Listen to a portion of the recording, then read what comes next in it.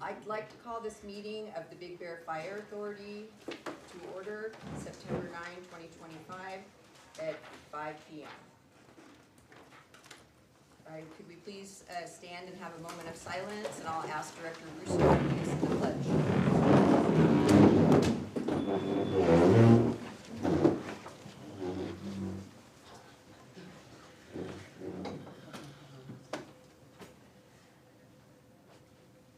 Okay, please join me in the Pledge of Allegiance.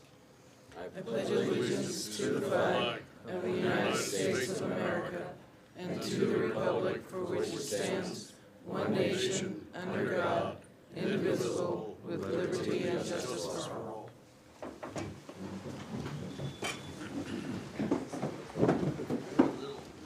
Chardell, could we please have roll call? Of course, Director Herrick? Here. Director Hicks? Here. Director Melnick? Here. Director Putz? Here. Vice Chair B-Rowe? Here. Director J-Rowe? Here. Director Russo? Here. Director Walsh? Here. Director Ziegler? Here. Board Chair Sidonia? Here. Thank you. Okay, announcements, we have none. Let's move on to presentations. We have the recent promotion and badge pinning of firefighter Clayton Tovich. Did I say that right? Or did I crush it? That's pretty close. Okay. Come up here, Clint.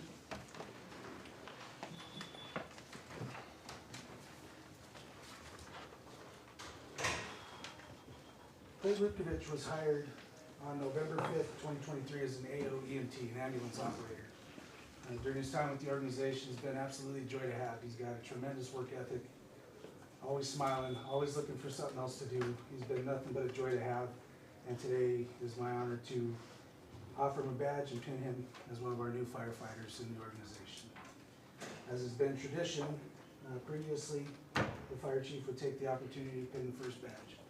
I'm passing that off as the employee has earned their position in this organization. Tonight, Clayton has offered his girlfriend Britt, who's here with us, to pin his badge on him. I'm gonna sit on your lap. Which way to sit? Two.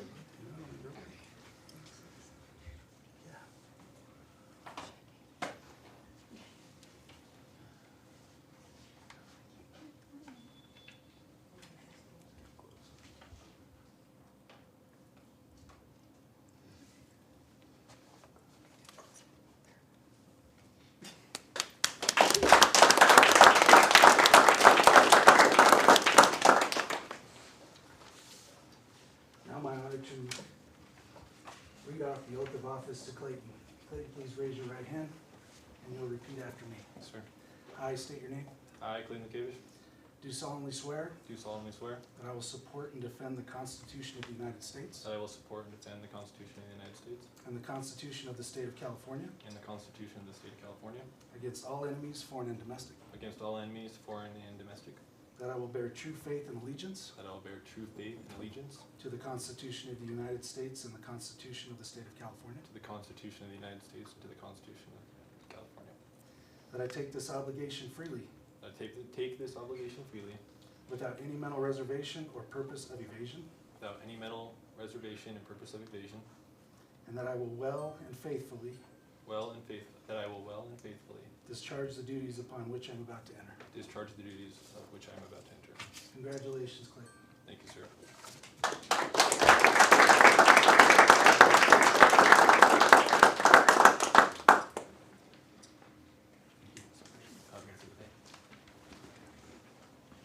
Congratulations, Clayton. Thank you so much.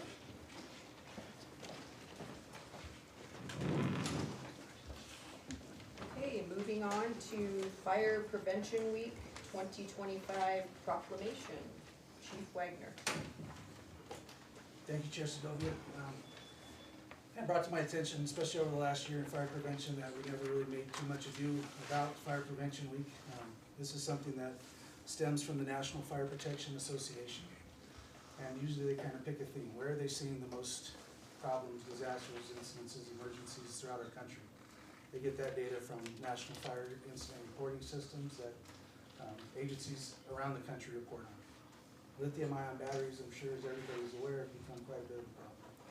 If you're not getting them from the Underwriters Lab or other reputable locations, they present a risk. Unapproved or unsafe charging systems, along with appropriate recycling methods or disposal methods of those batteries is all a problem that we're concerned with. I thought it'd be a good thing for us to get those positive messages out this year in this proclamation. We'll proclaim October 5th through the 11th of this year as Fire Prevention Week throughout the Big Bear Valley. And with that, we will be putting up a number of just informational flyers, posters, brochures, etc. Around the station, around the valley. And then we will cap this off with a chili cook-off at Station 282 out in Bear City on Saturday, October the 11th at 4 o'clock. Personnel from the organization will be making their best chili. Public is welcome to come in, look at all of our fire safety messaging, which is also going to apply to the winter time. Things that we commonly see up here, appropriate storage of firewood, how to get rid of hot ashes, changing smoke detector batteries, etc., along with lithium-ion battery safety. So we invite everybody out to the station and join that with us. Thank you. What time is it? 4 o'clock. Thank you. All right, moving on to Director's General Announcements. Does anybody have an announcement at this point in time? No? All right, I would just like to say something that I had an inquiry last night into our agenda and why certain items were on the agenda and what was in closed session and what wasn't. I just want to say that I did not have any input this month into the agenda, so I saw it the same as you all did.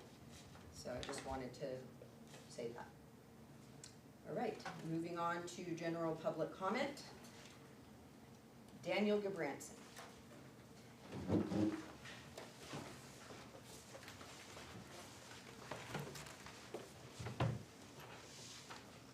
I was kind of proud of all of you last month, able to speak about cuts, trimming, doing things that made sense. You know, eventually taxpayers get tired of no matter what tax it is. Tax after tax, it's not going to last forever. As that old Thatcher gal said, when you run out of other people's money, things start to dry up and things start to change quick. Just like when I bought a camera shop, I thought, oh, Kodak will never go out of business. 2 years later, there was nothing left of it. Things change, things happen, even here in this valley. You can see I can see the fall of real estate now. So you guys were talking about making cuts, trimming things. I thought, wow, we might figure out something here.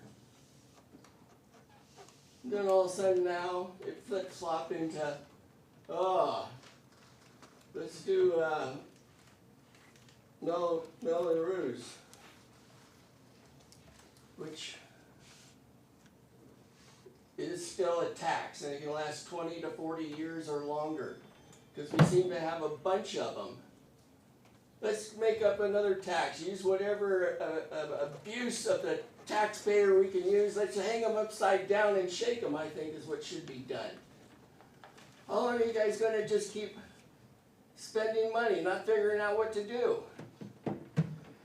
I know, let's do some lawfare and have to get more attorneys, because we can't figure it out without getting more attorneys. Was that a bell? Oh, yeah. So I just try to figure out, when's this well going to run dry? Spend $70, $100 million to get replenished, we can replenish it? No. You can't just keep doing this. Last month it sounded good. Oh, great, we're going to make cuts, we're going to do this or that. You know, I think part of this is we bought millions of dollars worth of fire equipment, maybe it was out of reach. Maybe it was bought because of Snow Summit putting pressure on people because they're gonna build a huge hotel up there, and we're getting screwed here by the public. Because it sure looks that way to me, that we're getting the shaft. They got the gold mine, and we're getting the shaft. Thank you, Dan. You're welcome. Patrice Duncan. I need that.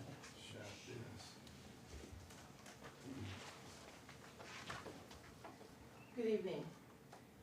What gives Big Bear Lake City Council members the right to withhold $2 million of fire tax money lawfully collected from the city of Big Bear Lake's property owners and developers on their annual property tax bill? You will soon realize that there is no inequality of financial contribution by the JPA parties and that your actions are leading to unintended consequences. I reached out to Don Rao regarding the controversial percentage difference of ad valorem tax between the JPA parties. I was put in contact with County Fire Chief Dan Muncy, who explained that each agency's tax percentages are governed by tax rate areas established by the State Board of Equalization. Taxpayer funding for fire protection services is not discretionary. It is structurally mandated under California law. As an addendum to Prop 13, the legislature enacted AB 8 in 1979, which permanently established how property tax revenues are distributed among cities, counties, and special districts, including fire departments. Under AB 8, each agency receives a fixed share of property tax revenue. Withholding or diverting these funds violates the structure of AB 8 and undermines public safety obligations that you all have. Big Bear Lake taxpayers expect their contributions to support life-saving services not to be rerouted or politicized. If Big Bear Lake is somehow able to withhold these funds, they can only be used for fire safety. The city does not have the ability at this time to provide fire safety services to your community. Big Bear Lake property owners need to know the risk that the Big Bear Lake City Council is taking on their behalf. Your reduction of funding will cause all 3 stations to brown out multiple times a month. This means each station will be periodically downsized, downstaffed, and Big Bear Lake residents and visitors will enjoy upwards of a 20-minute response time for medical aid and structure defense. This station here in Big Bear Lake will not be exempt from downstaffing. The board has a legal and ethical duty to ensure that our fire department receives their full allocation from both parties of the JPA as mandated by law. On a personal note, Kendi, Perry, Rick, Randy, and Chuck, I find it despicable that you will knowingly cause the purposeful destruction of this Big Bear Fire Department. You will be putting our firefighters and EMS at risk, including your own stepson, Randy, not to mention residents and visitors. For 7 years, I've witnessed the same conversation about how to increase revenue. Now, when your community needs you most, you decide to withhold funds. I hope you all can sleep at night when our town burns down. Shame on all of you. The city council isn't withholding, the Big Bear Lake City Council isn't withholding any dollars. Fire Protection District gets money that they are holding for fire protection. So the city of Big Bear Lake is not reallocating funds that go to fire protection.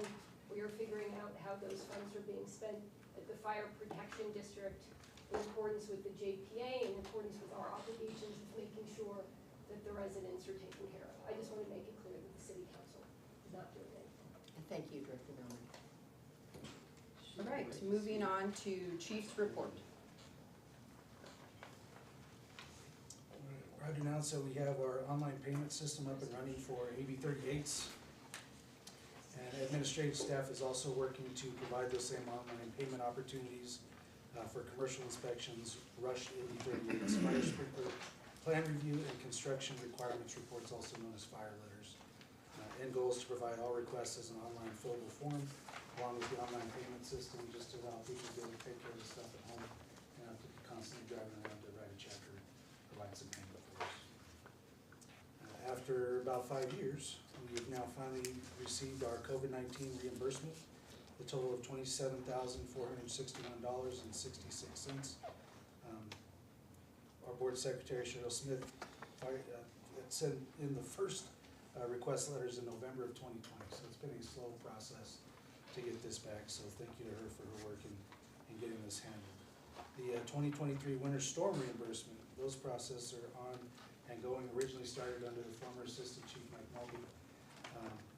That'll be an ongoing process. We will definitely keep you up to date on all that. We're anticipating upwards of $90,000 in reimbursements for that. That's in my report. Thank you. Do any of the directors have any questions of Chief Wagner at this time? All right. Moving on to Finance Officer's report, we have none. Let's move on to the Fire Authority consent calendar. We have FA1, FA2, FA3. Does anybody have an item that they would like to pull from the consent calendar? I got a couple of questions on FA1, if we can. I don't know if we necessarily need to pull them all. So you just want to ask some questions? Yes. Okay. All right. All right. On, Chief, on the line or check number 18605 and 18606, those are written to, let me scroll down, to Big Bear CSD for TC Electric. Can you tell me what that is and why are we paying CSD for TC Electric, or what it means? I apologize, I'm trying to. This page 10. Training center.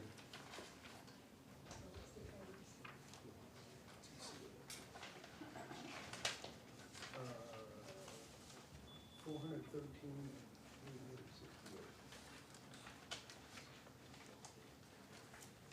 I believe those to be the power bills for the Paradise Training Center yard, our classroom and facilities that we have located at the Paradise Training Center. And we don't have a training center here in Big Bear Lake, right? No, sir. Okay. Is that it? Yeah. Okay. All right. Do I have a motion to approve the consent calendar? So moved. A second? I'll second. Okay, let's give it to Al. Al will second. Roll call please, Chardell. Of course, excuse me, Director Ziegler, Al. Al. Yes. Director Herrick, Aye. Director Hicks, Aye. Director Melnick, Aye. Director Putz, Aye. Vice Chair Biro, Aye. Director J. Rowe, Aye. Director Russo, Aye. Director Walsh, Aye. Board Chair Segovia. Aye. Thank you, motion passes. Right, moving on into new business. Let's see, Big Bear Fire Authority, discussion items, proposed resolution to adopt the fiscal year 2025-2026 Big Bear Fire Authority budget. Yes, ma'am, and I apologize and I take responsibility for the lack of the information coming out. There were some unanticipated occurrences that happened over the last couple of weeks. I apologize, I take full responsibility for not having that information. On the August 25th Finance Committee meeting, we met to discuss, as directed by the full board, potential changes to the budget and areas where to potentially save money. You have the additional information on recommendations in item number 4, it's the loose sheet of paper at your desk. These were recommendations made by our board chair. And so what we did was just take those just to confirm dollar values of those. One of those, number 1, being removal of the battalion chief's take-home vehicle at a savings of $12,428.29. And that is based on their annual mileage, total maintenance costs since inception of those vehicles or ownership of them, and an average fuel consumption rate based on miles driven per year. Another idea is to eliminate an admin position that could potentially save, depending on the personnel, $128,000 or $98,000 based on the accounting tech or the fire prevention administrative assistant. To eliminate a Me Too clause for administrative staff, and this is just giving an example. If a 3% raise was given to labor, that would be a savings of approximately $20,000. Along with an administrative salary reduction of 5%. That would be a savings of $31,000. There were also ideas that were laid out by myself during that committee meeting that are not on this sheet, but I could go over them with you at any point. Would be the removal of, or the pushing forward again of the roof replacement at Station 282. That was a budgeted amount of $150,000. Removal of the health retirement account that the department pays for our ambulance operator employees with a savings of $75,000. And there would be a hold on filling 2 current firefighter vacancies, meaning the position still exists, we just do not backfill them with overtime. That's a savings of $138,182 per year per position for a total of $276,364. Along with the utilization of brownouts. So many of these cuts that are being considered are being done in order to, of course, eliminate as many brownouts as we can, because it's something that none of us want to see.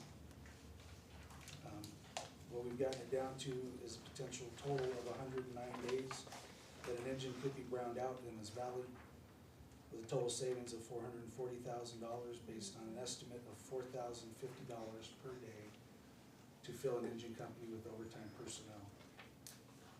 All these potential cuts, when added up, total $2.1 million, $1,721 from our budget.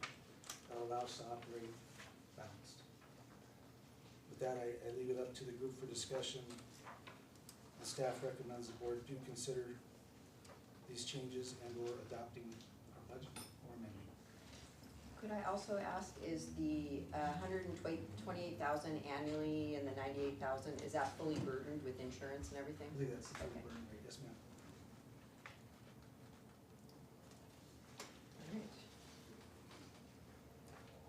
Just a question, just going back to the battalion chief vehicles. Sure. Is that, so that fuel and maintenance, but not depreciation? Correct, they did not consider the depreciation value of that. I think that's what maybe made the difference. And I can get that for you, Director Herrick, as well. Okay.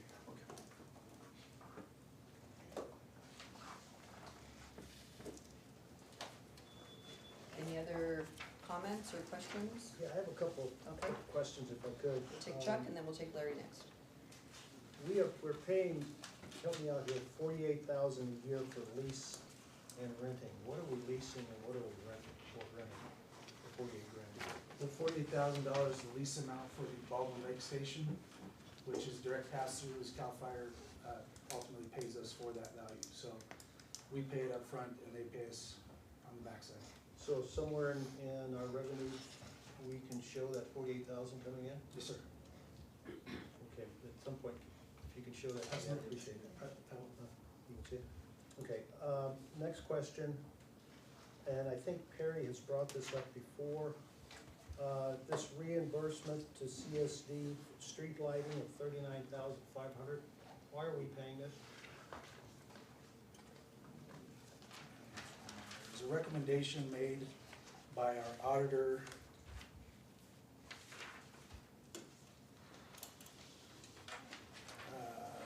to have it written one of two ways. Either less the streetlight expense, return to the CSD of $39,500, or the CSD tax revenue less the streetlight expense at $6,249,390. The auditors prefer to see the two line items instead of netting them together. And any questions about this can be further directed to the CSDs to why they're retaining the funds for the lighting. What is the street light? I mean, what are we paying for? From my understanding is upkeep and maintenance, bulbs, replacement, et cetera, of the streetlights up in the CSD area. So we're paying to keep the lights on the streets in CSD from the fire authority? Is that what, To my knowledge, yes, sir. where is that in our charter? Is that our responsibility? Those questions I would direct to the CSD at this point. Okay. Because I'm thinking that's one of the things we need to take out of this budget.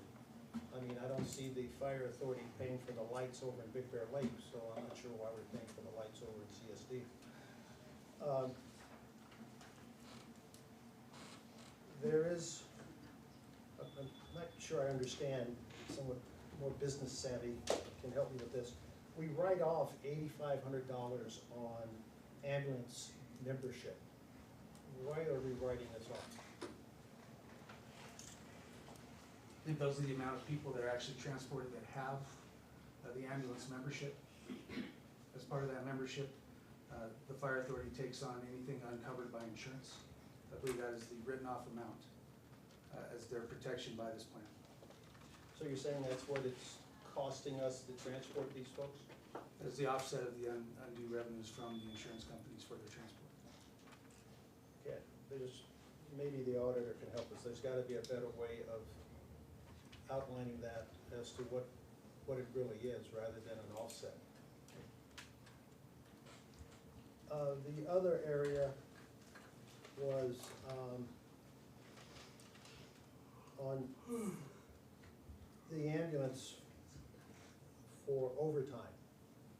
I'm really concerned when I look at the amount of overtime that we are paying for the ambulance service. It's $588,845 a year. That's almost 50% of the totals of the salaries that we pay the ambulance folks. One, why is it so high? And two, how much of that overtime is because we are still doing inter-facility transfers? Vast amount of that calculation is based on the fact that as non-safety employees, they do not qualify for the FLSA or Fair Labor Standards Act, which the suppression personnel do. So there are components in the pay of the safety members that are calculated in and figured into their overtime based on a 56-hour work week. The standard calculation for the ambulance operators is non-safety, goes with the traditional overtime beyond 40 hours. They're still working 56-hour work weeks. However, once they hit the 40 hours, which occurs 40 hours into a 48-hour shift, during that pay period, the rest becomes overtime for that week. Why?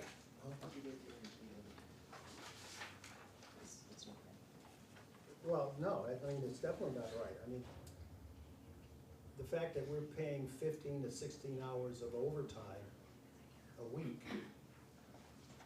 just doesn't make any sense to me. That's a lot of money going out. There's gotta be a better way of managing that resource. And again, I would like to know at some point how much of that is because we're having to do inter-facility transfers.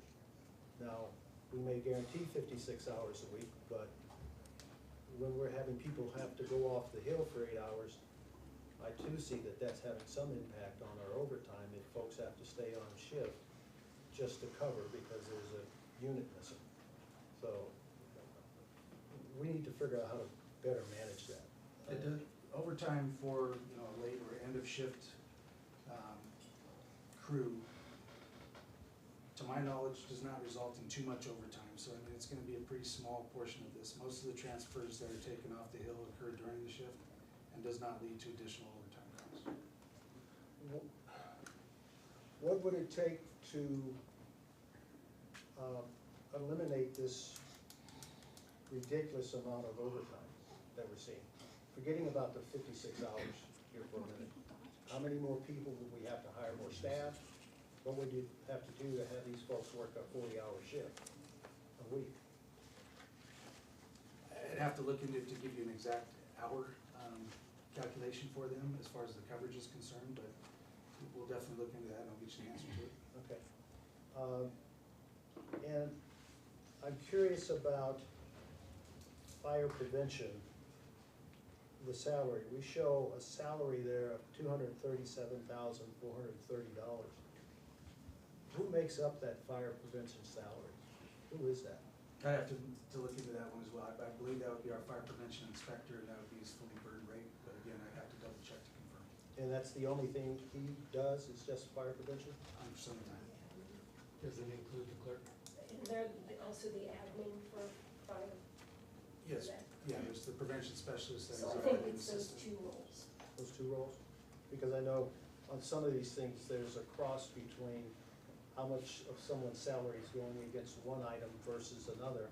And I'm just wanting to make sure that if we're saying 237,000, that amount is strictly related to that one person, and he or she does nothing else other than fire prevention. Both the prevention personnel do nothing but prevention.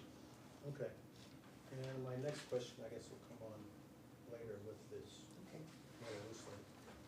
Could I ask Luke, do the firefighters, do they do any fire prevention? Or is it just the one employee doing fire prevention? No, he's more specific to the hazard abatement portion of it, and they're currently conducting the 1205 inspections on all the hotels, motels and lodges, and they also assist with the operational permit required inspections of the businesses as well. Okay, thank you. So Larry, and then I'll have Randy ask a question next. So Director Walsh? Before the question I had, let me give a quick and dirty response about the lighting. When the district was formed in 1966, they had water, sewer, power, water, sewer, trash, electric lights, parks district. And it's not spelled out to an exact percent. So what our finance officer has done is charge for the electric bill and any charges from the power company, which once a year might include a bulb. So that's where that comes from, and that's, our auditor had the same opinion. If the county gives us $100 and we spend 5 of that on electric, then they wanted us to distinguish what came in and what went out and where it goes. Now, I don't know if Kristen is held to the same standard. She could instead say $95 came here and not address the $5. It's a case of how you identify it. I'm sorry, Larry, that still doesn't make any sense to me. Why we're paying for the lights in Sugarloaf and out of this budget. I mean, it shouldn't be in the budget at all. That's what I'm saying, is it's a bookkeeping technique. If you don't want her to itemize that, that would be the way to do it, is not acknowledge what the county sent to the CSD, which then passes it on to the fire authority. You just, And I think that's the appropriate way, because when we look at operating expenses from the fire authority, based on the JPA, they're paid 50-50 from Big Bear Lake and the CSD, which means that those lights are paid 50% by Big Bear Lake if it is listed as an operating expense in the budget of the fire authority. So if it came out beforehand, then you're paying. If it's in the budget, that means the people of Big Bear Lake are paying 50% or more, depending on how much we give versus how much CSD gives, to pay for those lights. So it just doesn't make sense that it is listed as an operating expense. You should withhold that money, and it just means that the fire authority gets less. But it is not an operating expense of the fire authority that should be split between CSD and Big Bear Lake. I agree, and without knowing what standards Kristen is held to for GASB, Government Accounting Standards Board or Bureau, I don't know if she may be required to do it this way. I don't know. And if that's all it would take, is simply not to count the in and the out and simply only show the leftover, fine. But Larry, you're getting property tax separate and apart from whatever's required for the fire authority.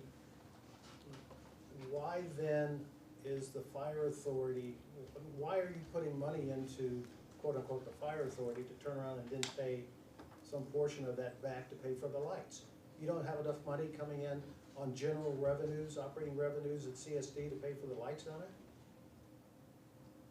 General operating revenues would be water, sewer, and trash. Those are fees, those are not taxes. But you do, but does the CSD get straight property tax? It comes here. That's what's coming here. We get nothing else. Nothing else. Aren't you asking, does property tax money cover the lights, I think is that what you were And asking? it goes out before we send the money over here. Then why is it in our budget? I don't know that. I can't answer that. That means we're paying, but that means that Big Bear Lake is paying. If it's in our budget here, Big Bear Lake is paying for it. I don't know why it's in, I don't know why it's in the budget, but our accountant takes it out before the money is sent to the fire authority. Then we're subsidizing. I mean, yeah, that's what's happening. Yeah, Well, if, Larry, if it's in the budget, it's being subsidized by the fire authority. We don't know why it's there.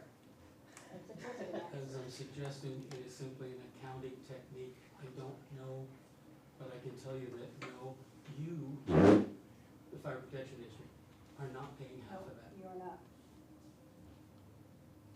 And that's what I say, if Kristen can lawfully change her technique, fine, then do it. Well, it sounds like it's not being, I'm not gonna say whether it's lawfully being done, I'm not a tax expert, but if the money's not coming in and we're listing it as an expense, then it seems like that's an issue. Agreed? Or if it's coming in and then we're paying it out, there should be a corresponding payment to offset it. revenue coming in to offset it. Right, I mean, if it's just a bookkeeping thing, then it would come in here and go out there. Right, if it's a You'd be bookkeeping able to point technique. to it and say, yeah, you're not, it nets out to zero. Luke, can we just remove it from the budget? I've been asking We that do for that. like That's 4 what I months. Yeah. Okay. Every I think 4 we're going months. that direction. Yeah, Carrie has been asking that For for like like 4 4 months, so, all right, so, No, don't. no, Okay. Then the other thing would be, we have been talking for months about the idea of taxes. However, there's never any credit given for the fact that the ambulance brings in, according to this, 3.6. 3.7 million. So to me, if you take the 3.7 million from the ambulance and added it to the parcel tax and the ad valorem for the CSD, you get closer to 9 to 10 million. And so, to me, that's how it should be counted. And my rationale there is the Fire Protection District has no ambulance authority. LAFCO has never given that, as far as I know. In terms of the fire authority, you don't even have a LAFCO number, therefore, it's never been granted to the fire authority either. Madam Chairman, before we get too far off subject, that's actually not the agenda subject today. It has to do with the budget. Eventually, I think we will get to that subject, and I hope we can get to that subject. But it just kind of makes our conversation more convoluted. Because it's not going to really adjust, it won't adjust any of the numbers that we're talking about. But it does matter to when you say whether the CSD is not fulfilling their responsibilities or not. Larry, I totally understand, Okay. and there could be arguments, strong arguments made both directions, but it's not on the agenda for today. Well, then just send ambulance service back to CSD and a half with, and let's get out of the business. right, I mean, cause I do believe that Jeff, before he left, presented us with a budget that gave CSD the credit for the ambulance and all the expenses went toward BBFA, I mean, right? if you look at our budget, ambulance actually loses $567,000 a year, so I'm not sure how there's a credit to CSD for something that actually costs the fire authority $567,000 a year. Mr. Herrick does not want to discuss that, so Okay. I won't take it. Happy No, not that to is discuss it. appropriate, Larry. Actually, that's very appropriate if we're talking about the loss indicated on the budget, but how we divide things up is a whole nother subject that we're gonna really have to save once we get more data in. And I could And I back think up we'll have to a robust explain the discussion rationale, but you don't once we get want more to data. discuss that, so we won't. I wanna be clear because it's a big rabbit hole that we'll be going down. Well, That is if not you, a- if you it's wanna not go something to by do with property the- tax revenue, it shows all of it in operations, it doesn't show any in ambulance. But it's collected from the taxpayers in ambulance. And it's clearly our contribution, part of our contribution. So Chief Wagner, We'll go down that rabbit hole. could I ask, we were told that Chief Willis never finalized the process for transferring over the ambulance. It was just something that he didn't do, and that it had to be finalized by December 31st of this year, or that something was gonna happen. So is that a true statement? That I don't know. we talked about this, and I think it was in May, and at that point, there was a question from representatives from the Fire Protection District side whether or not they wanted to be involved in it.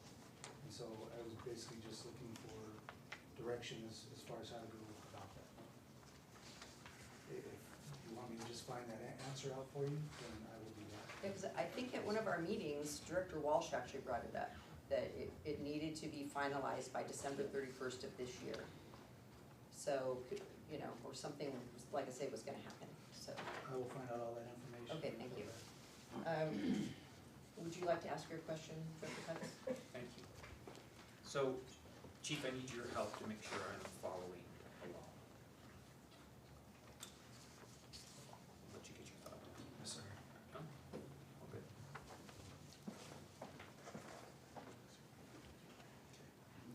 So, this budget that is presented here,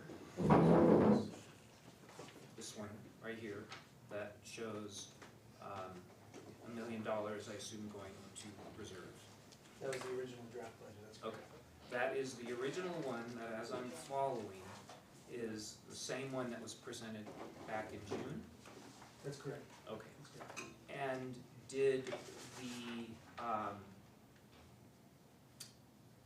ad hoc committee, the finance ad hoc committee, recommend that as well recently? The ad hoc finance committee, Finance. that's what we're talking about, had provided suggestions as to ways to cut the dollars. And I had thrown out some of my recommendations as well.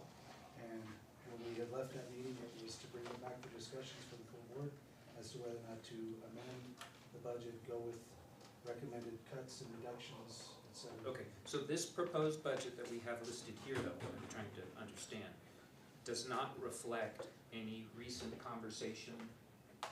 No, this is the original budget that we have seen 6 times.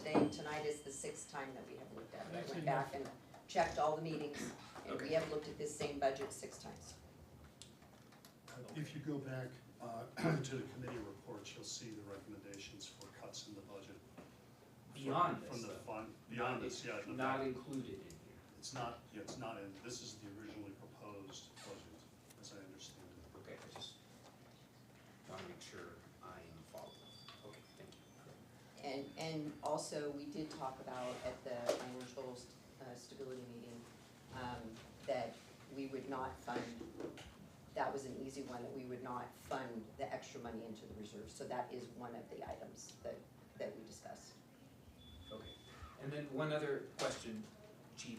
Have you to date not received any money you expect or you need from Fire Protection District? Not to my knowledge, Okay, not aware of anything that I'm missing. okay, thank you. Director Ziegler? I have a question. I've been up here since 1974. And what the hell do we want to have the street lights anyhow? We don't need, I don't need them. I sure as hell don't need them. So who has the authority telling us that we have to have street lights? If there's nobody, a new law that requires us to have street lights, I don't give a damn whether it's on the CSD side or the Big Bear Lake side. I'm saying, why do we do it in the first damn place? We don't need the damn street lights. And if there's nobody or no ruling somewhere in the state or in the federal government that tells us we have to have them, then get the hell rid of them. Yeah. So my recommendation, eliminate the damn street lights. Well, thank you for that, Al, but I think that would be something that would have to be decided on the CSD side, not here at our fire meeting. Why the CSD? Because they're it's, your streetlights. yeah, they're the lights in that area of the CSD, not the whole of the valley. Who pays your lights over here? I would imagine the city does when they pay their electric bill. No, I'm just saying, if it's something we can delete, that's a good one, because it ain't worth a damn. Right, it's just not up to this board to decide to do that, it would be the Then city. why are we discussing it on this board? Because it's an item that's in the fire department budget. Yeah, okay, I'll go along with that. Okay. All right, is there any I other, just have one other question, piggybacking off of Chuck's questions about overtime.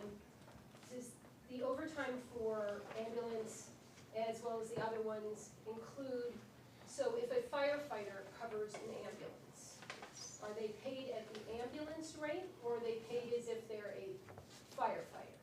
And if a captain covers as a firefighter, are they paid as a firefighter, or are they paid as a captain? And how much of our overtime, and the large amount of overtime, is because people are being paid for a job that they're not doing? There's only one firefighter position that's assigned to an ambulance that's here at Station 281. If that firefighter takes off, they're backfilled by another firefighter. The ambulance operators are not backfilled by firefighters, we don't do that.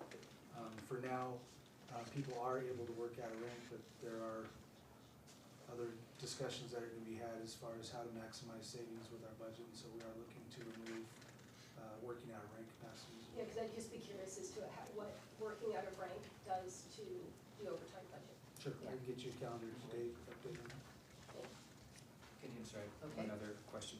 Chief, again, to make sure I'm following along, when we look at, what page it is, it's 42 of 73 in the PDF, but it's the full-time equivalent by classification that has all the job positions, right? This is reflective of the budget with the $1 million to reserves, correct? These are tied together. Correct. And if I'm following this along, the only reduction in force is not having a fire marshal, is that it? Assistant Chief Fire Marshal is correct. Yeah, okay, so that's the only person that's losing a job, or, I mean, that's not even filled now, but that's the only impact on personnel if we were to adopt the budget that's presented here. Am I understanding that correctly? That's correct, and the budget is left as is because it was simply, they didn't have somebody behind the budget prior to this meeting. Okay. Between the finance committee and today. So I didn't come in here to advocate for a particular budget or another, it's to simply present the recommended changes or reductions and have direction from the board. And any changes that this board directs me to input, we'll input those and present those. Okay, so again, to make sure I'm clear, and maybe for others' benefit, if we adopt the budget that's listed here, it's one we've seen many times, and it reflects $1 million going to reserves, and it reflects basically the loss of an assistant fire chief position, and that's it in terms of staff. Okay. All the talk about brownout and all that, that would be additional impact based on additional cuts beyond this budget, That's correct. correct? The additional cuts that are reflected on the item FA4, the additional information would reduce the budget by an additional $1 million. Okay, So it'd take us to, as I said, approximately $2.1 million, so 2,1,721. okay. And as I recall, because this goes back many months, on the fire protection district side, we had talked about not making any changes to our funding level this year to get through the budget. I mean, I have notes on it where we had talked about and proposed, let's just get this budget adopted, we'll fund it as we have been, and then we'll deal later with disparity issues and all of that. So that- Absent reserves, I think, right, absent funding reserves in this budget. I'm not, either I don't remember that or I'm not following you on that. No, I that don't was, think that you've was one of the, included Okay, on that subject. got it. Okay. Okay, so I just wanna make sure that, I'm following what we're at. Okay, thank you. Kimby, just for clarification, can we go over the recommended reductions again, just so I can make sure I have them clearly? Well, I have this, so, are we saying that the total cost savings for the AC, no, that's the assistant chief's position. yeah. But there is no total on here for the total amount, so. No, so I think Chief Wagner said between the not funding the reserves, correct? Correct. And this list, it's a total of $2.1 million. $2.1 million That's a reduction. Correct. Right, so, okay, But that was my whole point of asking the questions before.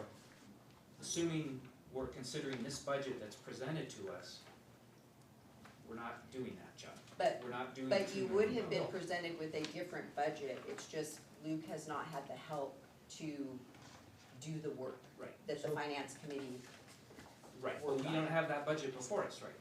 But Right.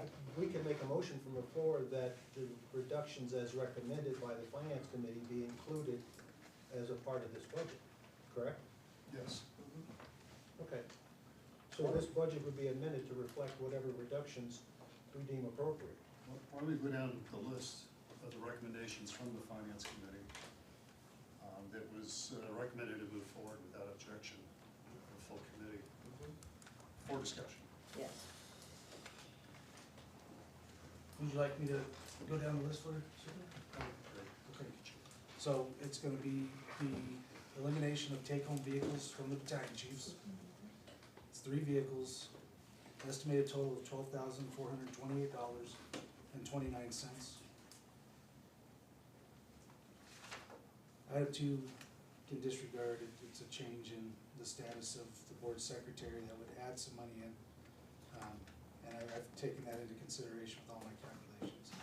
There's a reduction in an administrative position, depending upon which position, could be a fully burdened amount of $128,000 annually, or $98,000 annually, depending upon if it's the accounting technician at $128,000, or the fire prevention administrative assistant at $98,000. Elimination of the Me Too clause, so if labor were to receive a raise, that would not go to administrative staff, and this is purely for an example of the amount. If a 3% raise went to labor, we would see approximately $20,000 savings by not giving that to administration. It'd also be a salary reduction of 5% to the administrative staff, totaling $31,000. And then the addition of the cuts that I had presented, or the suggested areas of cuts, were to push the roof replacement project at Station 282 out in Bear City. It's a total of $150,000. Removal or elimination of the health retirement account to our ambulance operators at $75,000. Foregoing for now the backfilling of 2 firefighter positions. The total of those combined at $276,364. That in addition to 109 engine brownouts, approximately $440,000 for the total. Takes us to a grand total, and this includes the $1,019,000 that was in the June presented budget of $2.1,001,721. Say that number one more time, please. $2,101,721. So 2.1 million. Correct. For just this. That was for this, and my changes, which was the roof project at Station 2. Okay. The elimination of the HRA, the health retirement Okay. account for AOs, Okay. and not backfilling 2 firefighter positions that are currently vacant. Okay, and that would be on top of the $1 million here. That's correct. So you that would add be up that 3. million overage to the million in savings. No, it's 2.1 total, so the million that was in the. So this is just $1 million. This is a million, Okay, so 2.1 total 2.1 total. would be to the bottom line. That bottom line, and all that is $2.1 million for that. It'll be out of the revenue side, and we will balance with the proposed changes. Which is not backfilling the assistant fire chief position, 2 firefighter positions, the elimination of administrative position, rounding out of engines, reduction in salaries, elimination of raises for administrative staff, and elimination of battalion chief vehicles for taking the reductions. Okay. Any reduction in force? Just the daily brownouts based upon time off use, or sick, injury, administrative, et cetera. Okay, but no reduction in force. The positions would remain there, they just would not be covered. So people would work less. There'd be less overtime. Less overtime. Okay. What's the cost of the 2 firefighters if we were to hire them? $276. 276? The overtime is 276, 364, that's to cover the overtime. The fully burdened amount, I have to do some math for you here.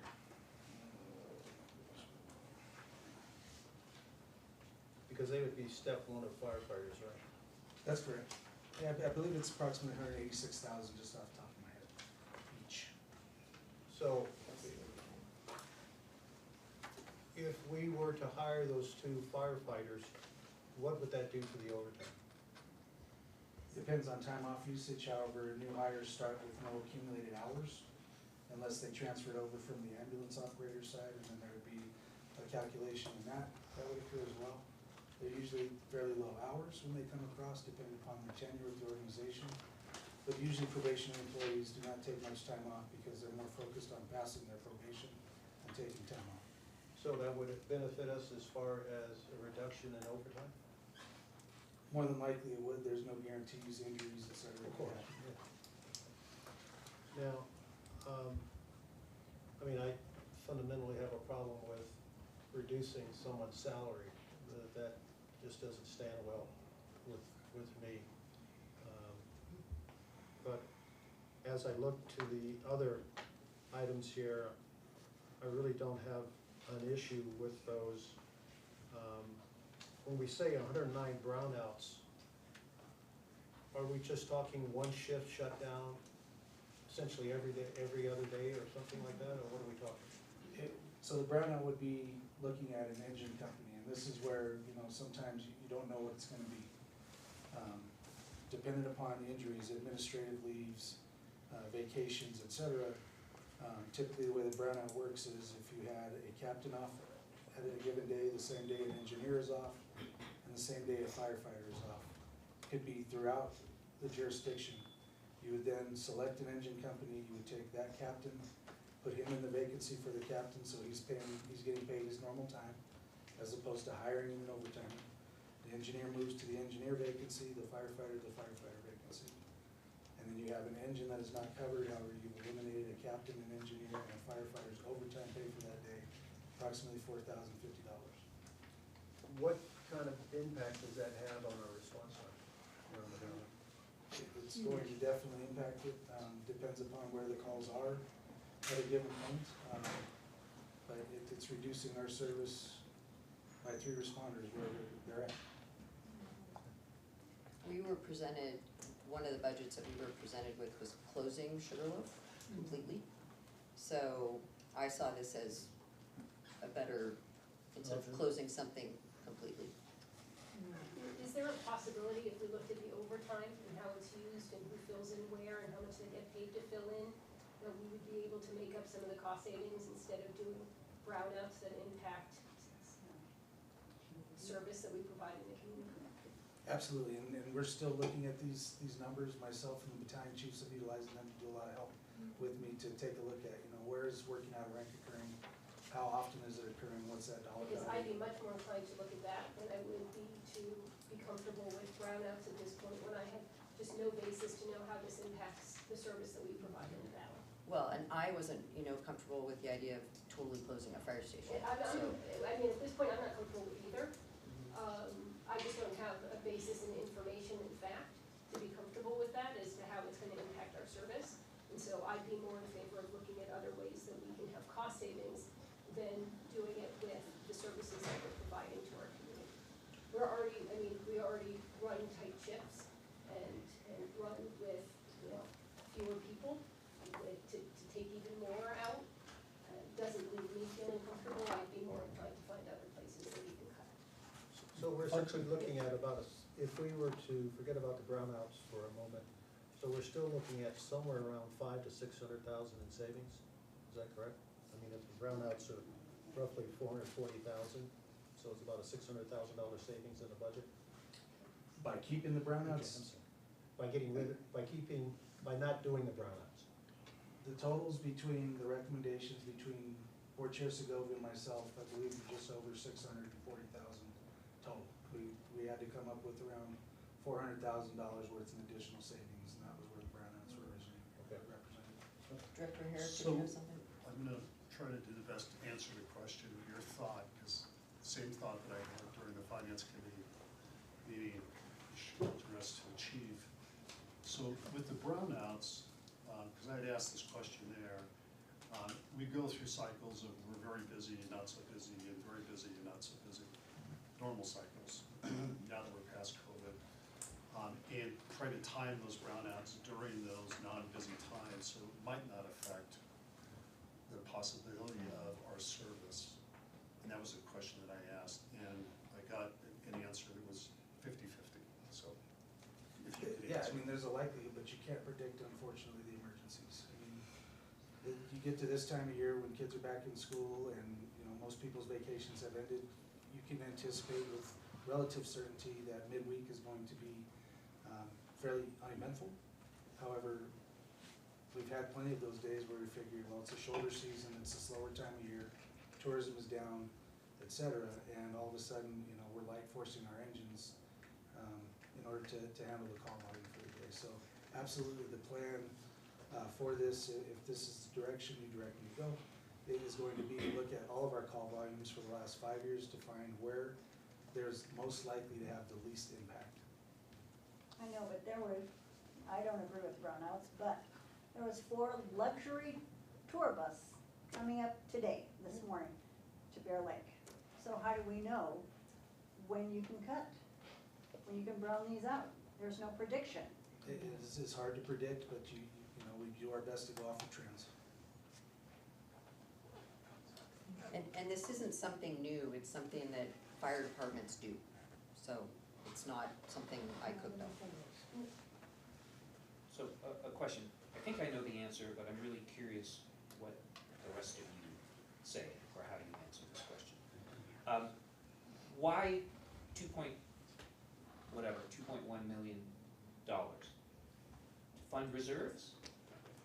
Why, how did we arrive at that number, why that target, what would we do with that $2.1 million in Well, it would savings? just sit in the FPD account, the city can't use it for anything else. We were trying to reach what the JPA says, which is 50-50. Okay, which I thought was the answer. So the answer to that is to accommodate equal funding from both CSD and the Fire Protection District. Correct. Okay.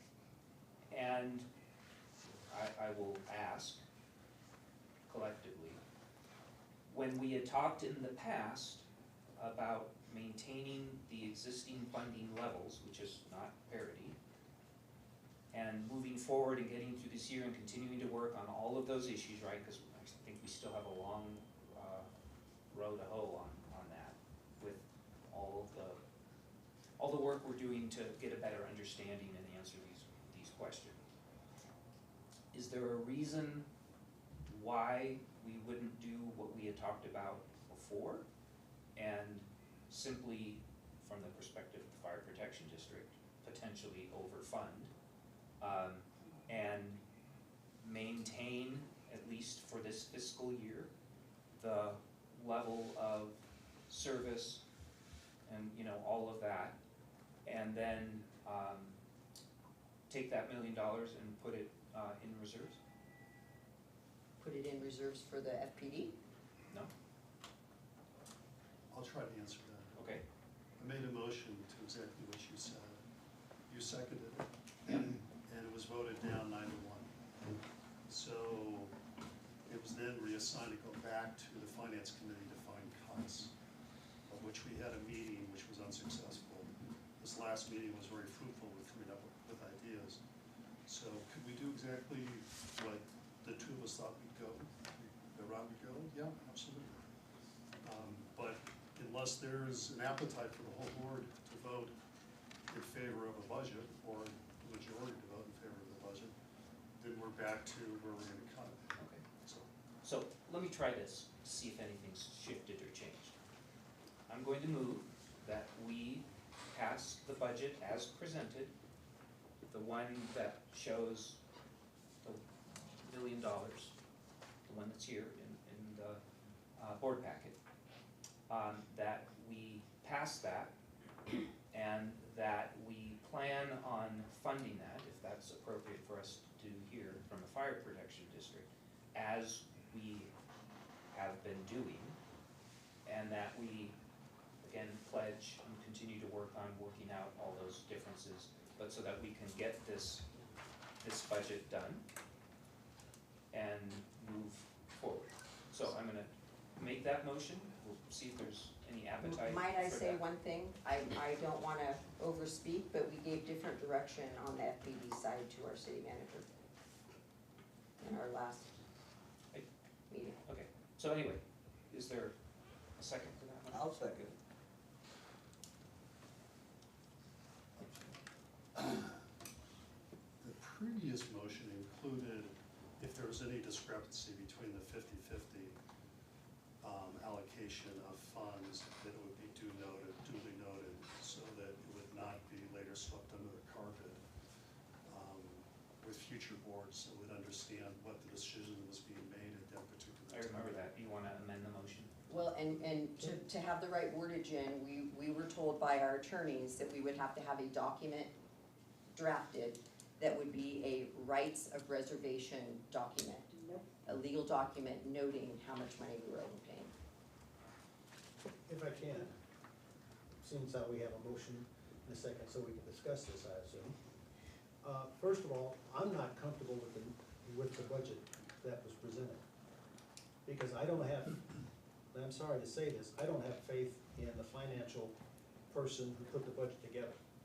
So I can't really feel comfortable that this is a valid budget. Second, it's time for us to start looking at ways of reducing what we're spending. I mean, if we don't wanna do brownouts, then that's okay.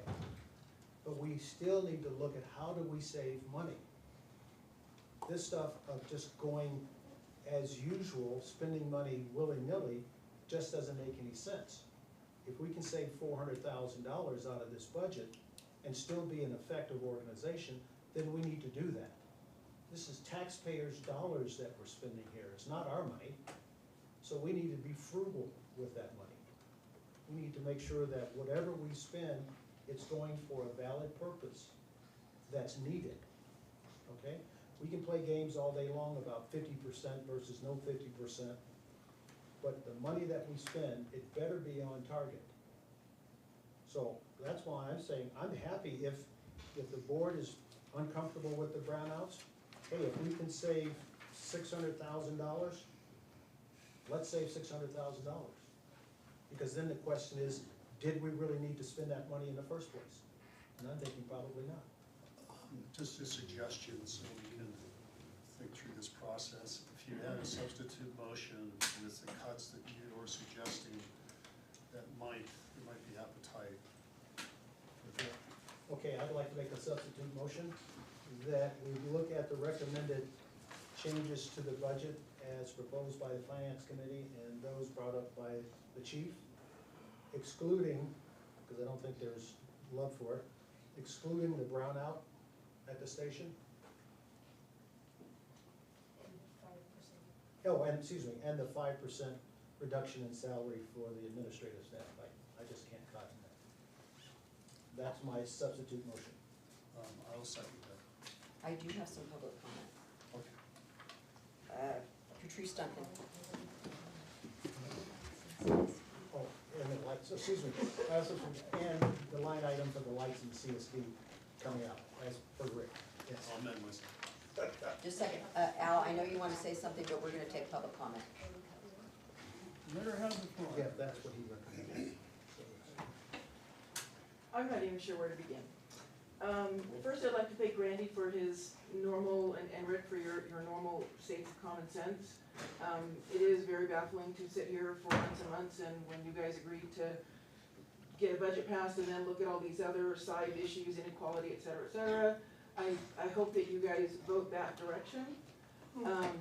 I also do wanna say that the ambulance revenue is revenue, just like mutual aid revenue, just like airship operations revenue, just like grant funding revenue, and all should be reflected as revenue.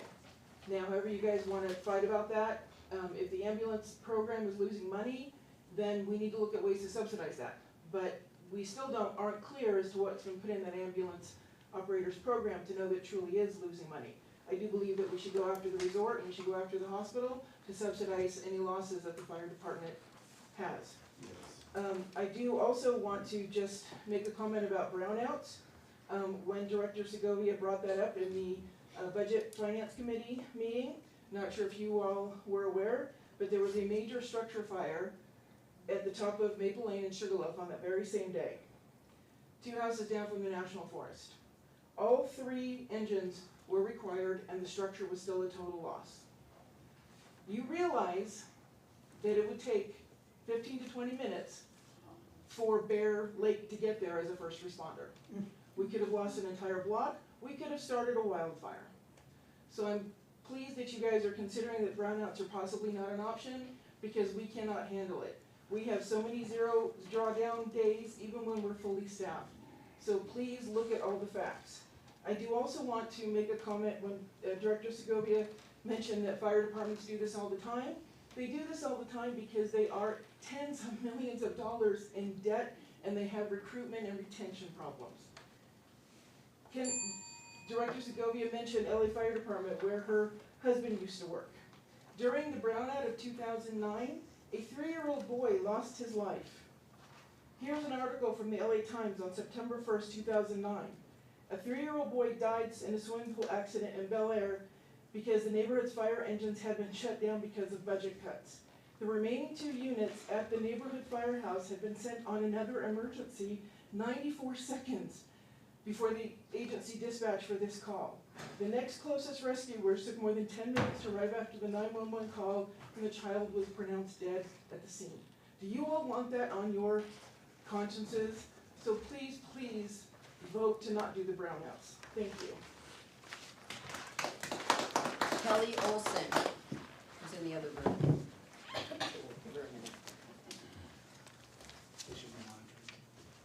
She's back there, so. I don't see anybody getting up.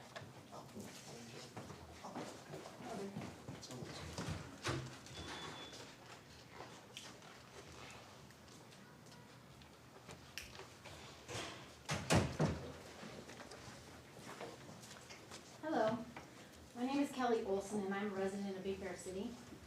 I had another speech written, but as I'm listening to the comments, getting a little heated, I must say, because my husband is a paramedic down in San Bernardino County, so I'm understanding some of these issues, as well as I know that most of you guys don't understand.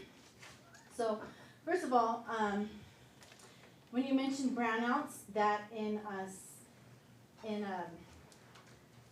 like cities like LA, there are only 3% of the staff that's being lost, not 33%.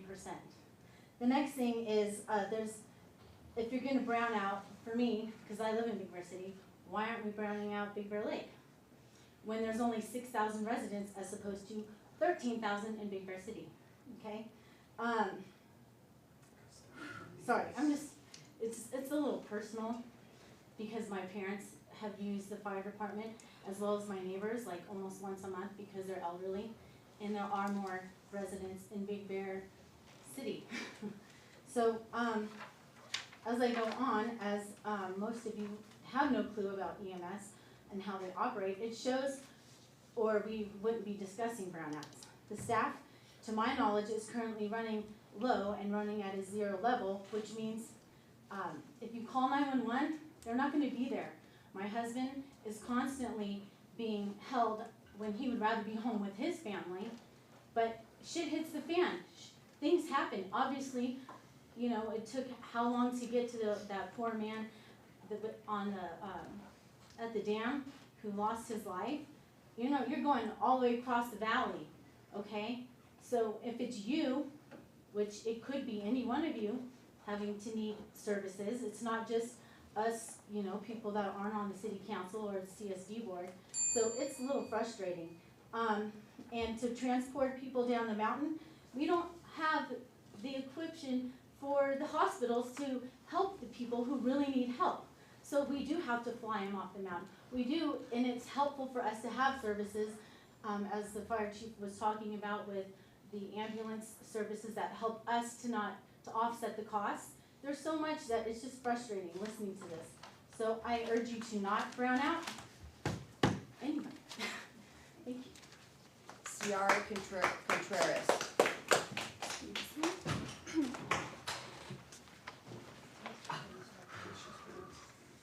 Good afternoon, my name is Ciara Contreras and I have lived in the valley my entire life. Y'all might be surprised to see a young, Hold on a second. Hang on. Oh, they lost sound. Dwayne, they lost sound. Up there.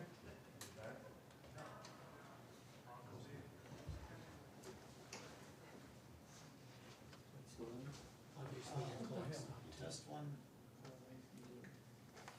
Open the door and yell.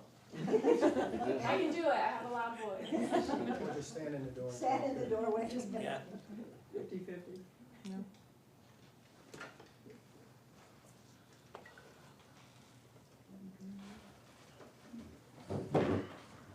Just say something. Yeah, could be to. He's looking at the door. Can you hear us, Andrew? Can you still hear anything? No? No. Maybe talking to the mic, maybe? Can you hear us now? Is it tied to the timer? That mic only goes to Al, so it's not Testing, important. 1, 2, 1, 2.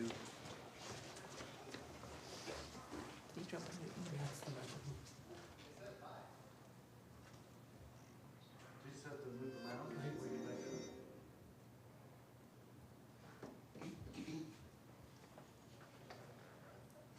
The microphone in front of you just boosts it for Al's hearing.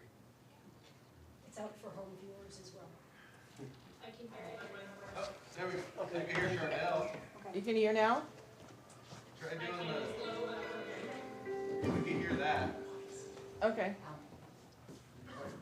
Shut it down, otherwise start getting feedback.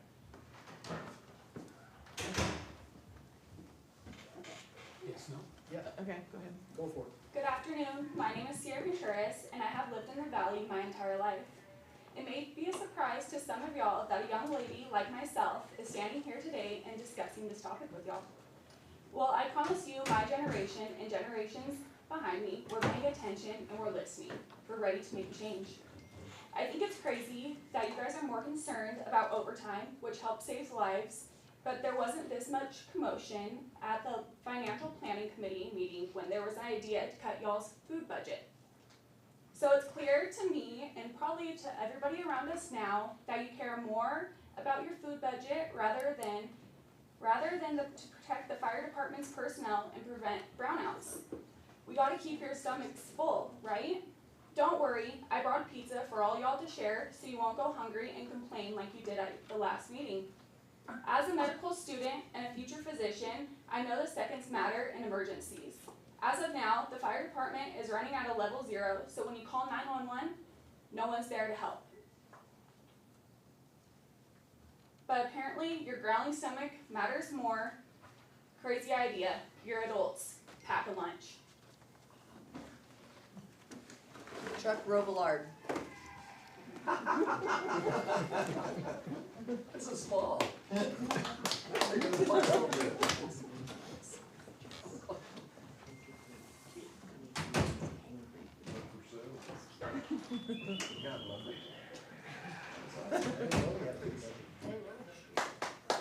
If we have a food budget, let's have that. This will be sound pizza. We did. Catered dish. What catered dinners are we having?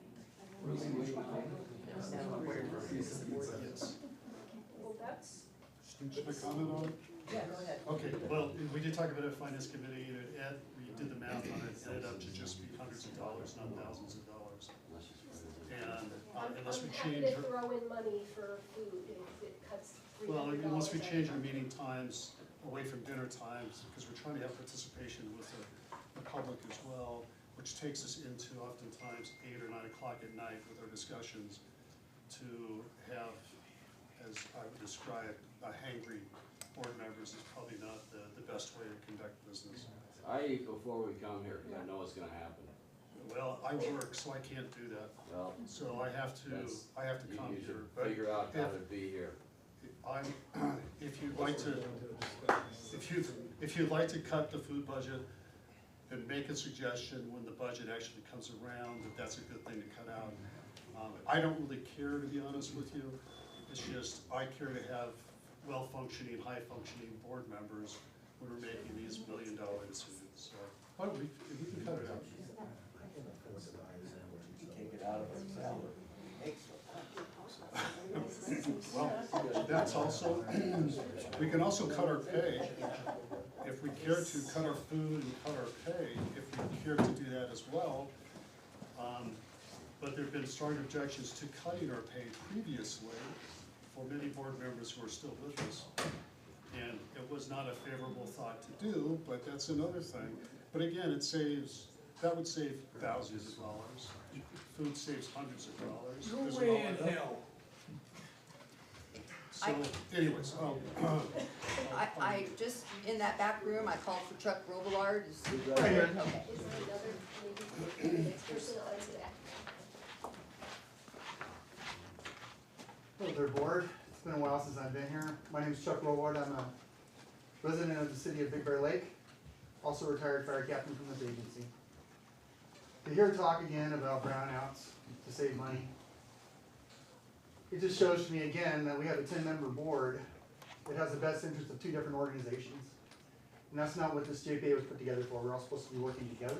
And there's still the infighting that I can see going on. I've been away from here for a little while.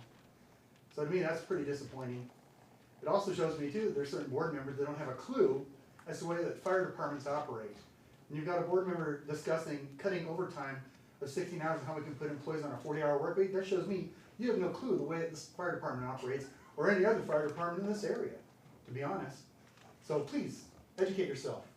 The public, I take offense. no, I'm sorry, take I don't offense at care. that. I don't care if you take offense. It's not up to you. It's my turn to talk. I got 3 minutes, so listen. All you 10 people were voted in to your prospective slots. You took an oath when you took your office. That was to take care of your constituents in your area, and that was to provide service to the community that you serve here. Well, this is a service of the community. This is emergencies. This is life-saving things that happen here. So if this fire department isn't able to put money away into their reserve fund or whatever it is, but they're providing 100% of a service to this area, then that's what you do. You don't have widgets that you make. You don't need to save $1 on this or that. You're providing a service. So every bit of service you provide has a value. And if you don't provide that service, shame on you, because you've got a way of controlling it. The Fire Protection District was established in 1927. The city was incorporated in 1980, which means that it was around a lot longer. Yet, when it was incorporated, the Fire Protection District became a subsidiary district of the city of Big Bear Lake. Why is that? It's all about control, guys. It's control and power, and it always has been. And infrastructure, thank you very much. That's my 3 minutes. No, you more. Okay, I got 1 minute. All right. So anyways, in closing, I just think that you guys need to refocus what your efforts are. And I want to know who is the representative on the Fire Protection District when the Fire Protection District Board meets. Who is the fire department person there? Rick? Well, I'm the chairman of the board, but it's actually our executive person is our city manager. Okay, so why isn't the fire chief at that Fire Protection District meeting as a representative of the fire department? Because the city manager has the interest of the city. Why is not the fire chief there? I think that needs to be identified and that needs to be corrected immediately. I believe that the fire chief can come to the fire protection meetings anytime. Yeah, They're but posted, that's they're different, public. that's different though, that's different because the fire chief doesn't need the influence of the city manager there at a Fire Protection District Board meeting. Do you understand what I'm saying? That's probably it. Thank you. Okay, that is all of the cards. Hello, Mr. Ziegler. heavy on the mister. Well, we've had quite a meeting here today. I suppose I'll make an ass out of myself as I usual. But one thing that I do not like the idea of our assistant chiefs, or you can call them, like, what do we call our guys that go off the hill? ECs, battalion chiefs. Yeah, okay, battalion chiefs, thanks, chief. I do not approve of the idea of them not taking their trucks home. I'm completely opposed to it. because I've been here since 1974. I don't know why in the hell I'm still here sometimes. But I love this valley and I love my damn agency here. I love serving with you people. But at the same time, when you start talking about cutting, a lot of the things that Mr. Gentleman in the corner there came up with, I'm 100% behind him. But at the same time, when you start taking the equipment away from our boys that take the trucks home, we sure as hell don't do it in the water department, we don't do it in the sewer department, we don't do it even in the trash department. So I'm completely opposed to it. I do not like the idea of saying, boys, you can't take your pickup homes anymore. Because you talk about safety issues, let me tell you something, we got the best in the land. And we got one group of people right now this minute in Fresno. And he sure as hell did nothing but change his shorts before he got in the truck and left. So don't mess with the idea of taking those trucks away. That is not a safety issue. That is a safety issue. I'm sorry. It is a safety issue. And I'm completely for, don't be messing with our battalion chiefs. They do a hell of a job. And look what I got sitting next to me. That was a battalion chief for years. And I'm proud that we have him serving with us. But I've been here a long time. And then when it comes to the fact of what we get paid for these meetings, all the other agencies that I belong to, speaking of CSD, Barwell, I don't, but in turn. Can you wrap it up, Al? Just, Good luck, Gabe. you know, it's getting a little long. So, What the hell, we've been messing around all evening, why you cut me off? well, just, I know Ziegler's last in line. Well, I'm just saying is, a lot's come out of here tonight, but at the same time, you know what, if you work, don't fix it.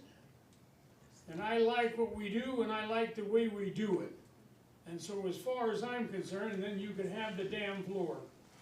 As far as I'm concerned, every time people come up here and they go skiing, you people that sit on the city council over here should come up with a proposal whereby they add $1 to the damn ticket line. And then you don't have to sit here and trying to figure out. Al, we already talked about that in the strategic planning committee. Well, That- where the hell that was has I? already been discussed. Unfortunately, I don't know but 2 committees that ain't worth a damn.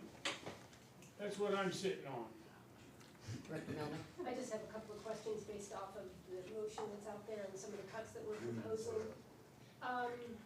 Luke, as it relates to backfilling the 2 firefighters for $276,000, is that gonna impact the services that we provide?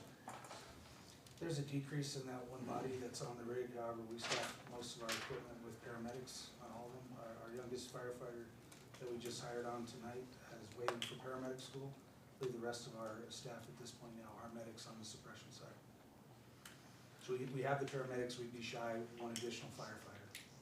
So we're cutting, Not elimination of the position, it would be not backfilled as a cost savings measure, so there'd be an empty seat potentially. and then as it relates to battalion chief vehicles, does that impact readiness? It does, I mean, our battalion chiefs currently function more in division status as opposed to battalion chiefs. Most battalion chiefs in larger organizations, I'm not comparing this, typically just handle day-to-day operations, personnel issues, and emergency call responses to large-scale fires, rescues, traffic collisions, et cetera. The 3 battalion chiefs have areas of responsibility that include EMS, fire prevention, and training, and are utilized for a lot of meetings on their days off that I just cannot make it to myself, based on my own scheduled meetings. Their ability to respond up here, code 3, could potentially be impacted by it. Their ability to get through roadblocks, such as during the line fire, during the El Dorado fire, could be impacted. It's just gonna delay them potentially in their ability to get up here. And without, So the Yes. vehicle impacts whether they can get up, they don't have a They placard, not- they don't have something, I mean, They we can all. get up. We don't have I mean, placards, we have Like, badges. it's not the vehicle that badges. gets them No, no. through, so like, No, no. I'm asking legitimately, will them not taking their vehicle home, down the hill, wherever it is that they are, and going to a meeting in an office, will that impact, right, I'm understand whether this is something that we're nitpicking to save $12,000 and it's not really gonna have an impact on safety versus this is a legitimately good cut that we should be looking at. And that's the information that I need. And so like, I'm trying to understand, does it hurt, are we hurting the services that we're providing by cutting the $276,000 for backfilling? Yes. And Al, I'm not asking you, I'm sorry. Go right ahead, you got the floor. Is the savings worth the $12,428 for those battalion chiefs? Well, you also have the expense of like this, we know that these have been we delayed buying new ones, so you have the expense of buying a new one, outfitting it and all that. So it's not just this, Well, it's then, paying for the new then I'm one. not making decisions based off of information. If it's not this, then what am I agreeing to? And this wasn't a figure, these are figures that the chief came up with, but it's in Why don't you essence call buying more. I call- Can I just say one thing? So it's apparent tonight that I have somehow become like the villain of this piece. But Luke, we've looked at this budget 6 times, and he kept saying, come up with some cuts, let us know. And so at our last board meeting, the finance committee was directed to come up with some stuff. And it just so happens I was the only one that came to the meeting with some cuts. So I know Patrice likes to, she's called me out multiple times tonight, and, I just happen to be the one that came up with that, so. I just, from the finance committee, and I really appreciated the fact that you did the hard work to come up with these things, because it's very frustrating to come meeting after meeting with no suggestion of where to cut, just voting budgets down. We get absolutely nowhere. These are debatable points that we needed, and Kendi came up with them. I mean, big pat on the back to Kendi's work for doing this, because we couldn't get to the point of voting on it, I don't think, unless these were suggested.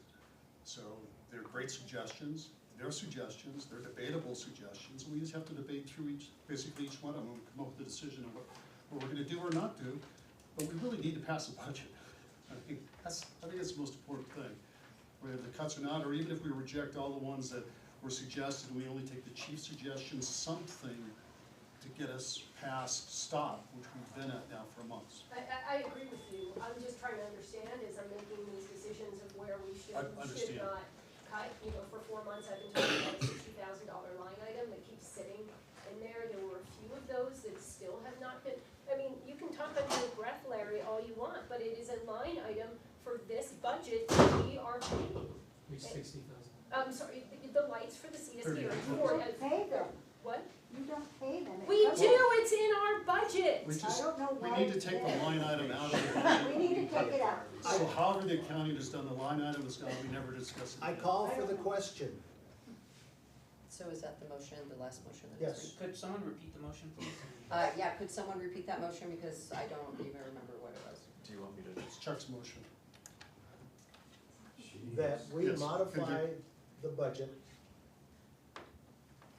as presented to include the recommended changes by the chief and those items found at the finance committee meeting, except for the brownout and the reduction in administrative salaries.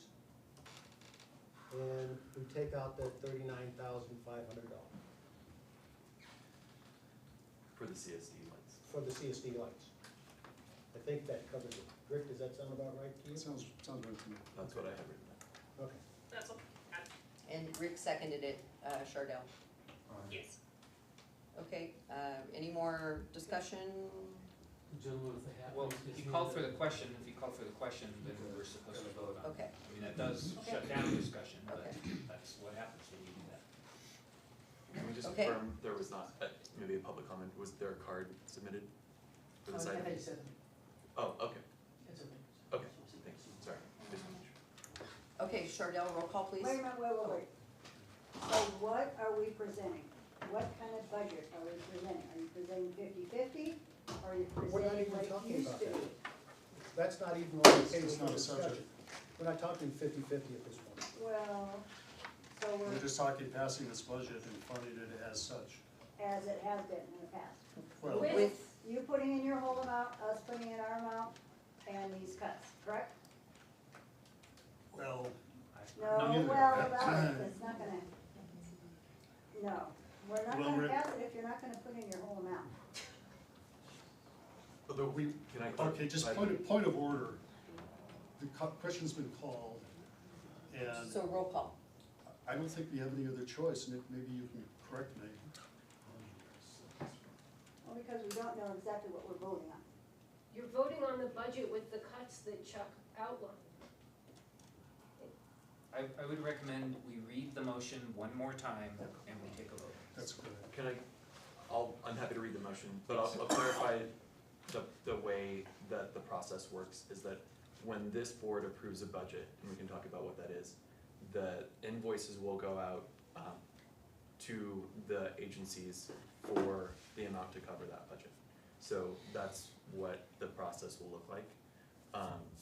My understanding is that what is being proposed in this motion is would include an amount above the CSD would contribute its full amount. The fire protection district would have to contribute an amount that is above that in order to fund some of this, because it's not the full $2.1 million reduction. So we violate the JPA when we invoice for disproportionate amounts? If the board passes this motion, that is my understanding of what would happen. And we are going to have to get the rights of reservation No, legally done. nope. Can So we, you're- can we give us the motion so we can vote on it? Let me say Just one other word, thing 'cause also. I misheard something. Unfortunately, because our chief did not have the finance person, I think it would have been better for us to have been able to get this earlier and have thought about it and digested it, rather than just tonight, So he was going to present something that was lower, but was unable to because of an absence. But that wouldn't have resolved the funding issue. Maybe. I mean, if we had had this ahead of time and could have thought But- about it and. But Nick just explained that the invoices are gonna go out and that they're not going to follow the JPA and they're not going to request equal funding from each agency, if I understood you correctly. That is what I anticipate would happen. The first step is that this board adopts the budget. And whether that is covered by one or both agencies, I can't speak to what the agencies will do after invoices go out. I guess I'll put it that way. We need to But put the the first- funding as a separate agenda item. This is a budget that we are passing, and the question's been called. We can certainly take up a separate agenda item as to the JPA and the 50/50, which will need to be addressed separately, but we need to pass the budget. So the And I answer- would assume the rights of reservation, we need to do that on the FPD site. So the answer to that question, how, if we pass this budget as proposed right now, how that's going to be funded is, we don't know, and either the fire protection district could pay disproportionately and consistently with the JPA, or we're gonna go in the hole into reserves, whatever the amount is that we took off, right, the roughly $500,000, right, because we reduced this down. So those are two plausible scenarios that we'll have to hash out later. But between the theory of saving $1 million on the budget and the additional $600,000, we're looking at about $1.7 million. So if we look at how much we pay over that, guess what? It's about $1.7 million. So we may find out that we're pretty close to where we need to be. So we have a budget, I have called for the question, let's vote on it, just so we can have a budget. Just because Nick repeated the motion, and it was insinuated, but I didn't hear it repeated back regarding not funding the reserves. It was insinuated, but I didn't hear that when it was repeated back to me. So We've discussed that multiple times. I know, and that's why I want clarification regarding that as well.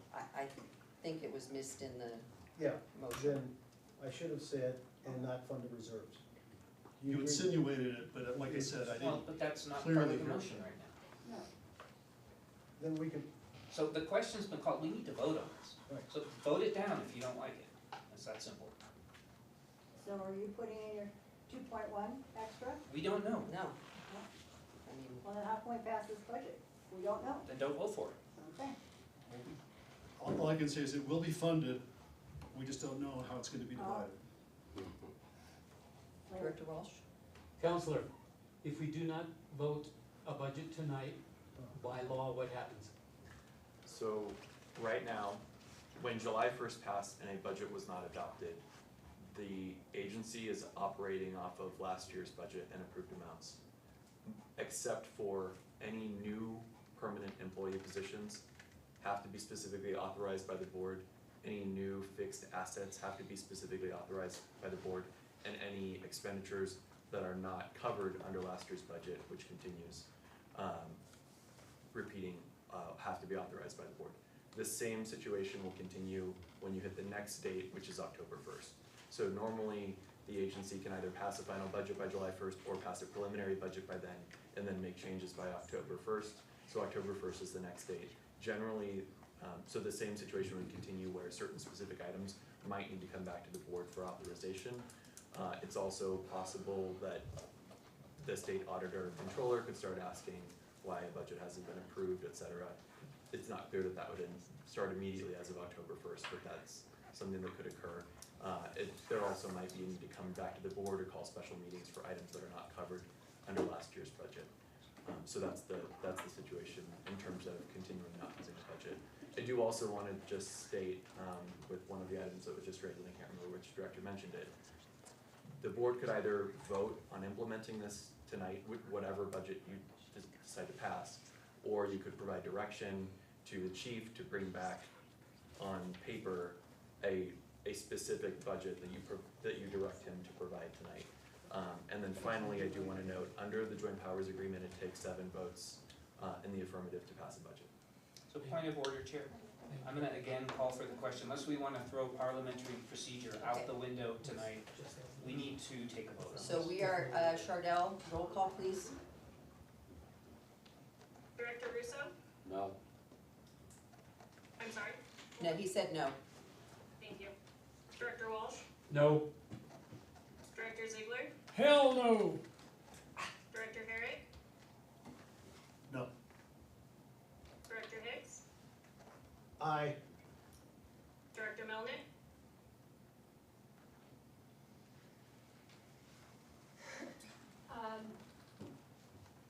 We need. No. Director Putz? No? Vice Chair Biro? No. Director Gayro? No. Board Chair Segovia? No. Motion fails. So if I could, we can try again. I mean, Well, we can still get a the budget. substitute failed, your motion is on the Oh, floor now. thank you. You're right. So, can someone remind us, I mean, or I can repeat it, I mean, could you please? The motion was to approve the budget as presented, so this is the budget that has been presented to the board previously with, approximately $1 million, going into reserves. Okay, so we're back to that, so I'm gonna call for the question. I had a substitute. I mean, you can substitute twice, I think, I don't know. Nick? there's a limit to them. There usually is a limit on a substitute to a substitute. Well, this would be a substitute back to the initial, it'd be a double substitute on the initial. I'm not certain, I'd have to look it up, whether you could do it right now or not, or if you wanna see if the main motion advances, then you can make a new motion once the table is clear. If it doesn't. Did Randy have a second? Yes. Yeah. Oh. I'm second, yeah, Bob second. Call for the question. I can live with that. So we're gonna take roll call? Chardell, roll call please. If you can please confirm who the second was for that first motion? I am. Bob Rowe. Thank you. Thank you. Director Gayro? Oh, no. Director Russo? Yes. Director Walsh? No. Director Ziegler, Hell no. Director Herrick, No. Director Hicks, Yes. Director Melnick, No. Director Puss, Yes. Vice Chair Biro, Yes. Board Chair Segovia. No. Motion fails. I'd like to make a motion. My motion is to accept the budget with, actually, let me rephrase this. Because we have a little bit of time, my motion is to actually have a written budget with the cuts as proposed, but I'd like to see a budget just with the chief's proposed budget cuts of the 150 plus 75,000, which seems much easier task What's the 75? to bring back for approval, so we can actually see what the budget is. Are you within asking a for number. 2 budgets or 1 budget? 2 budgets. One budget with, as what was proposed with the cuts, the second budget with the chief's Okay, proposed. so, And we can actually So look at a this- real budget of what it really means. So this one, and then a second one to consider that includes his additional stuff. And my intention is not to include the brownouts. So both mine and Board Chair Segovia's cuts without brownouts? That's And then my- just that's- mine alone? Yes. Yeah, but that's what brought we, back to the next. we already voted on it. Without the brownouts. Yeah, Um, that was the first time. Well, no, my proposal is not to vote on the budget. My proposal is to get the actual budget back for our next meeting, for the next meeting, Oh. yes. which we actually So we look have to at what see the it. cuts, get to see exactly what it is, as opposed to sort of Yes. thinking that this is what we're voting on. Are we gonna have somebody in staff who can put the budget together by the next meeting? Yes. Yes, Chief Wagner and I talked and we agreed that it would be better if we could have digested this information. Yes. And unfortunately, we were unable to. Can you please clarify the 2 versions? The first version, I'll call the first version, which is basically Chuck's version of the budget, with the cuts as proposed from the finance committee, less the brownouts. The second budget only includes the suggestions from the chief. Which is the roof and, The health Yes. retirement accounts. And, Yes. and to further clarify, because it wasn't clear previously, to make sure that not funding the reserve is also part of the finance committee's proposed suggestions. And, I don't know if this makes it more confusing or less confusing, but they have a budget, no, let's just leave them separate. Let's leave those 2 distinct, clear, separate Yeah, budgets, I- and we can still mesh them around, but then we have clear numbers. I would second that. I didn't even understand that. Director Pepper's. So, I would probably vote against that, not necessarily because I'm opposed to what that would contain, but because we've been messing around for 4 months on this, and we really need to get a budget passed. Also, we have the funding issue, that we need to address. Even if we pass a budget, we still have to work through that. I would go back to, based on where we're at, and even though I'm not comfortable with the fire protection district paying a disproportionate share, I'm even more uncomfortable with the fire protection district just yanking money away that we still have to spend anyway on fire services, and that we do what we said we were going to do. I guess we can change our mind, many months ago, where we continue, until we get it figured out and resolved, we continue to fund disproportionately with the reservation and all that kind of stuff, so that we can work through the process but not make the community suffer in the meantime. So are you seeing the funding issue as a separate topic to chew on? Is that at a, Yes, it's related, but it's separate from passing a budget. so you're We saying could- just we could- because a budget passes, it's I mean, not we- necessarily going to be funded. We could, if we wanted, as an extreme example, we could pass a budget that goes into reserves, $5 million, that cuts back and puts $5 million into reserves. I mean, frankly, there's all kinds of things that we could do that's at our discretion, I'm not suggesting any of those. But that is separate from how we're going to pay for it. Obviously, it's related, but we have a separate but related issue of how the funding is going to cover that. Didn't, Nick, correct me if I'm wrong, didn't the board vote 10-0 to follow the JPA? Mhm. So I'm not sure. We did.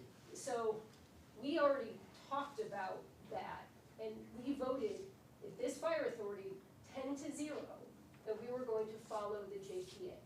So, you know, we can talk funding sources, but I think it has to be clear that, it has to be documented that, if we pass when we pass a budget, I'm gonna say when, not if, that the funding is not following the JPA, but we need to do that while we're working through Which is where the the rights JPA, reservation because we come in. don't want to impact service to the community during that period of time. But we already discussed it. It was a 10-0 vote. Yes. Director Walsh? Counselor, Larry, I'm could you- hearing a proposal Larry, for two documents. Are Larry, we- turn on your mic, please.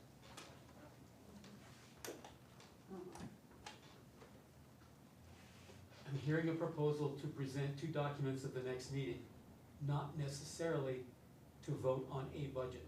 Therefore, this is a simple majority, not a super. That's correct. Thank you. 6 votes. Mike, Oh, for Mike. Mhm. this motion. That's what that Rick's motion was. Director Herrick made. Rick, would you consider this? We've already voted on my motion, and the group said no. So to bring my motion back at the next meeting, to have the group vote no, again, really doesn't seem to make a lot of sense to me. I would suggest that to get, so we can go forward, that your second thought, and that is, we take the chief's recommended cuts, his two cuts, right now. Let's vote on that, hopefully that will pass. And if we need to make changes or amendments to the budget, we can. But we need to get a budget on board.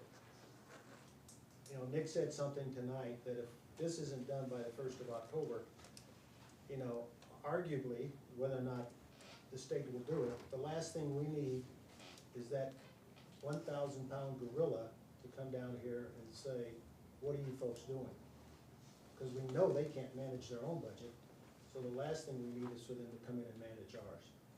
So my recommendation, I would ask that you substitute your motion such that the two changes recommended by the chief, we vote on, and hopefully we can get 2/3 of this board to pass, and then we can go forward from there. I will happily second that, because it was you I had in mind when I changed my suggestion, my thought, to having two budgets presented. But I appreciate that. So, I'll second. Can we have a substitute to a substitute? Well, that was no, because everything died and mine was a clean, Oh, it was a clean one. yeah, mine was a clean. What are your Did you get a cuts? second? I mean, what are your? I did from Kennedy. $150,000 for the roof project and $75,000 for the HRA. For the AOs.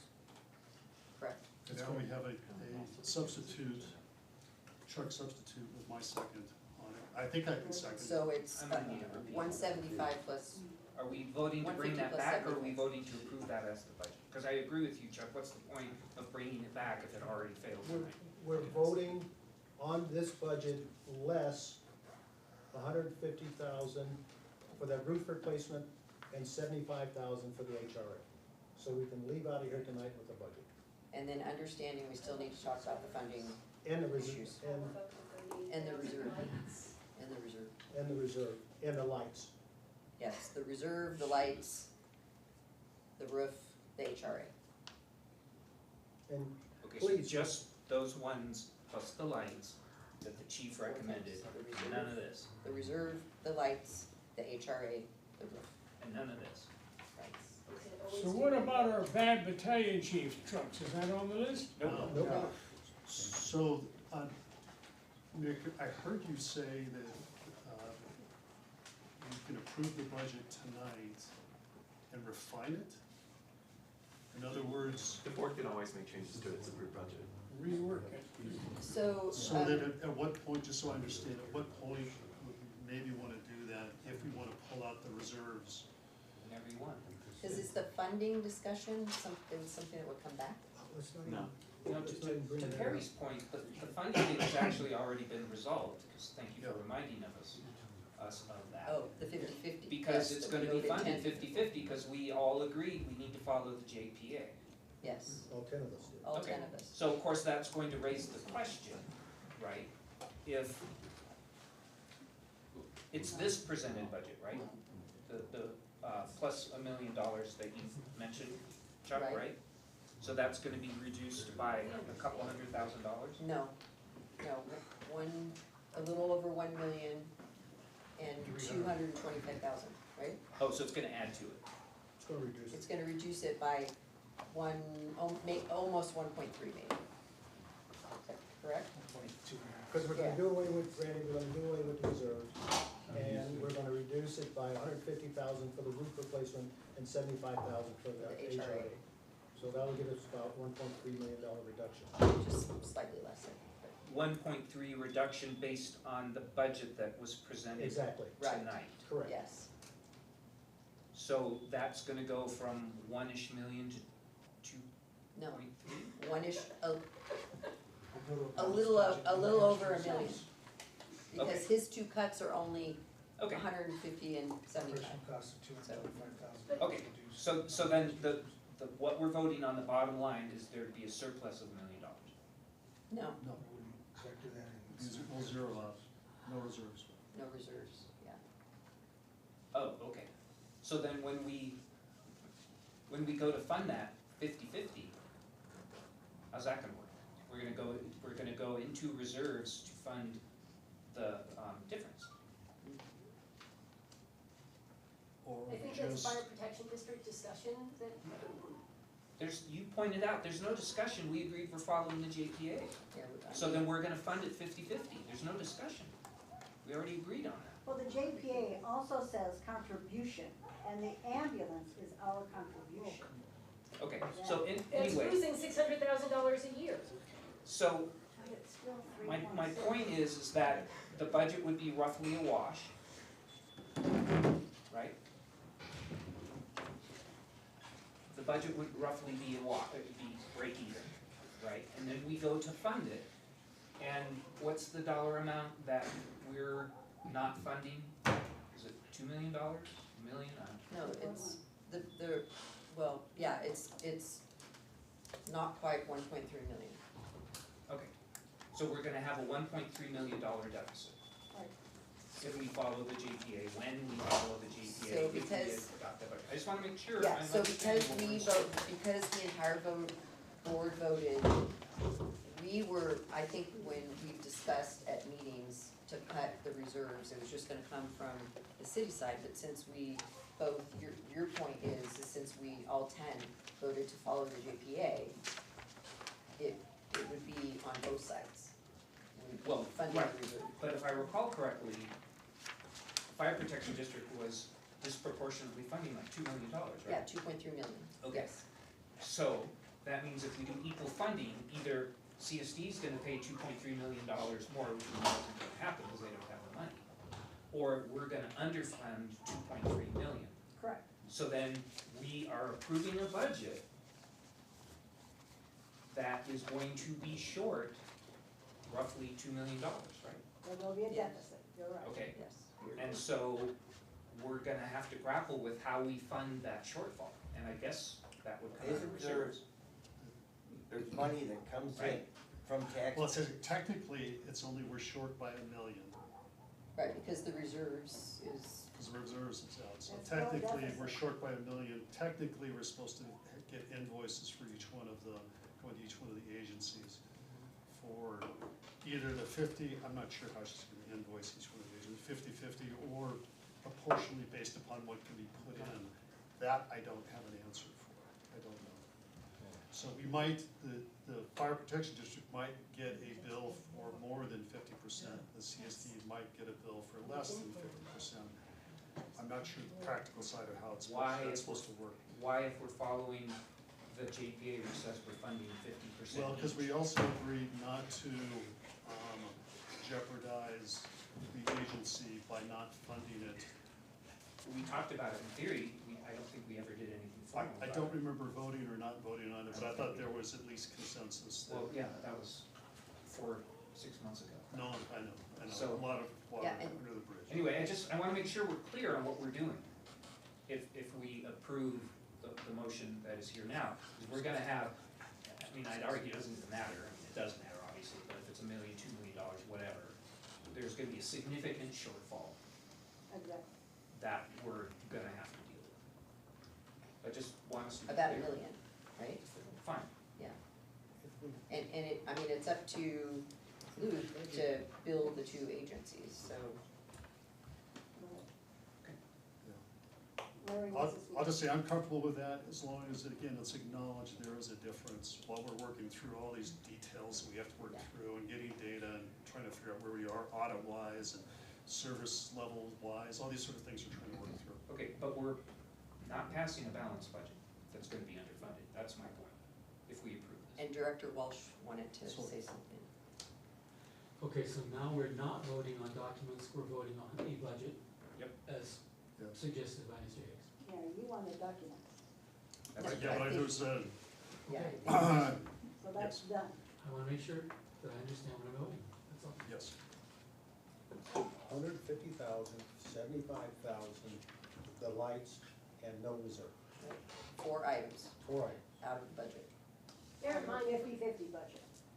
Let's not, if we pass a budget, there's nothing that prevents us from going, hey, Luke, guess what? We're not going to do the Me Too clause. Just because they're not in our budget doesn't mean that there isn't still work that we can do to find additional cuts. We're just putting a budget in place that we have to have as an agency to operate. Do we love every little bit of it? No.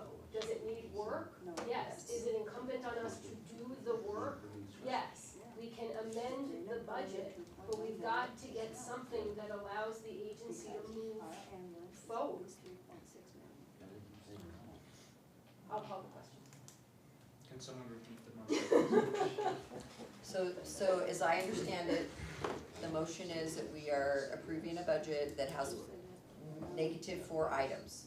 The HRA, the roof replacement for $150,000 at Station 282, the reserve fund, and the lights. 4 items out of the budget. That is the motion. You agree? yeah, That's the motion. that's the motion. Perry's called for the question. So roll call. Director Muntz, Go for it, Randy. Do it. No? Vice Chair Biro, No. Director J-Ro, No, Director Russo, No. Director Walsh, No. Director Ziegler, No. Director Herrick, Yes. Director Hicks, Yes. Director Melnick, Yes. Board Chair Segovia. Yes. Motion fails. I need a break. We would have need 2/3 I anyway. know, I know. I need a break. Okay, we're gonna take a 5-minute? Yeah. A 5-minute break. We'll be back at 7:10. It's 7:03 right now.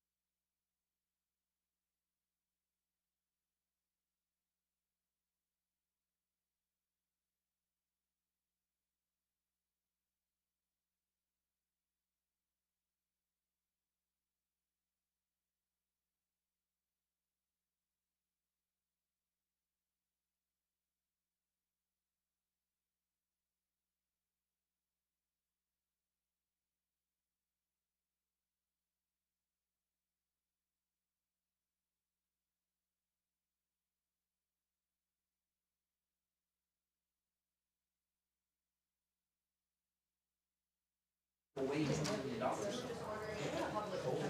And we're only taking away 1 point something. 700,000. That we're gonna be short.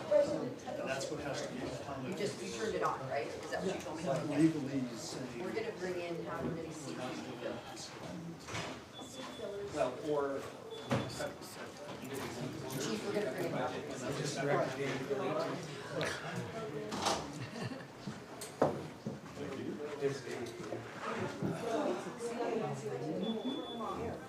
So to Rick's point, that was a substitute motion that failed. Back to this original. Yeah, every time. Oh, okay. So we 25. And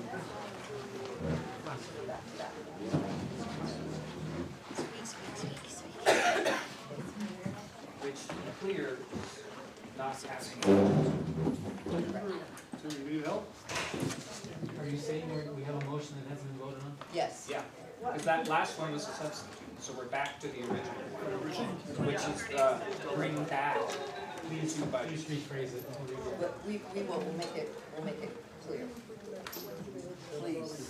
That's what I'm saying. Please bring it back so we- Okay, so we have a motion that was not voted on, which was Rick's motion that I seconded.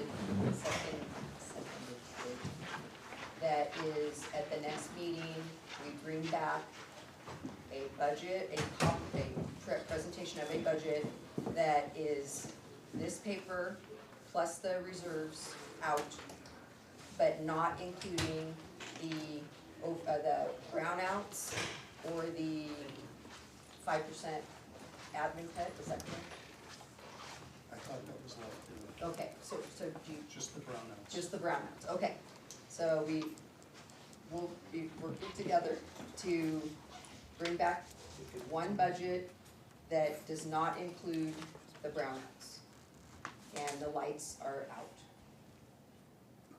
Is that correct, Rick? And 2 million reserves. But that's budget one. Okay.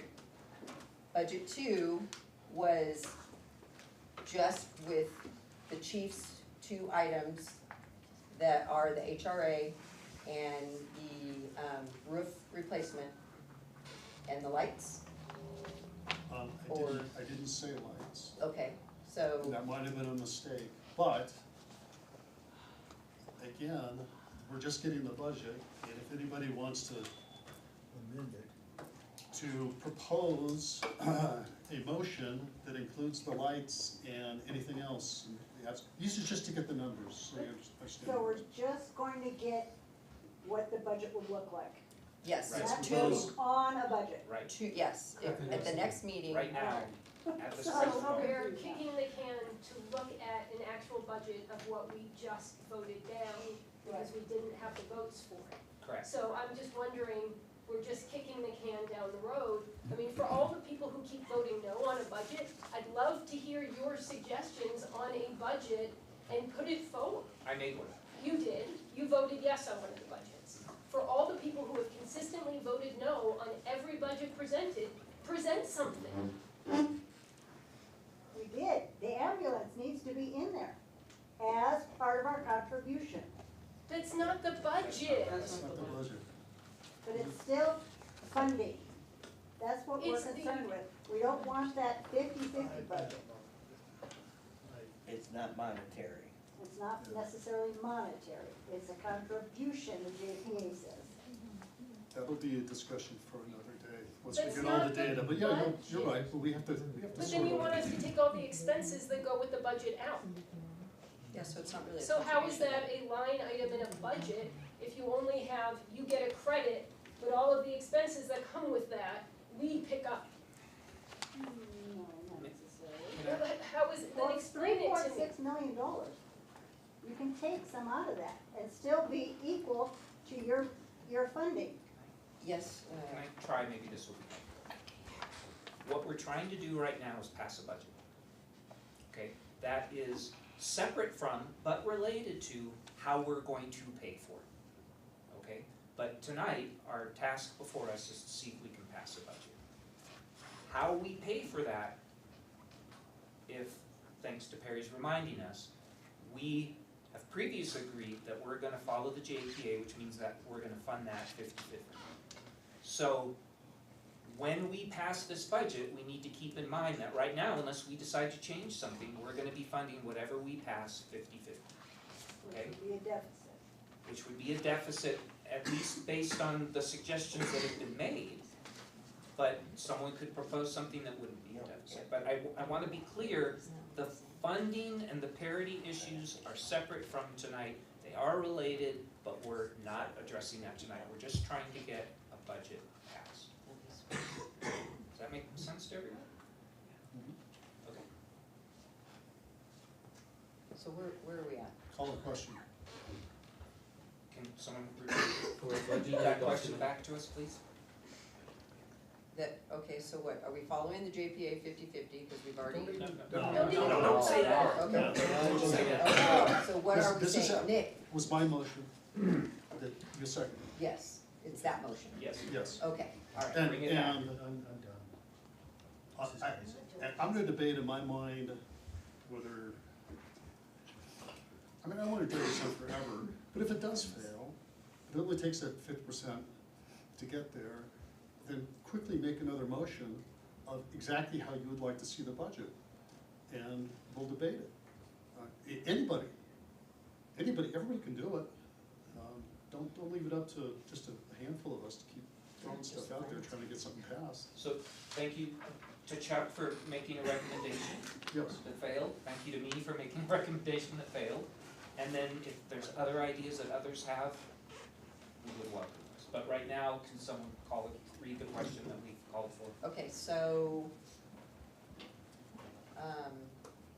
Nick? So the motion, Budget or document? Document. I'd rather see No, the document. it's not a document.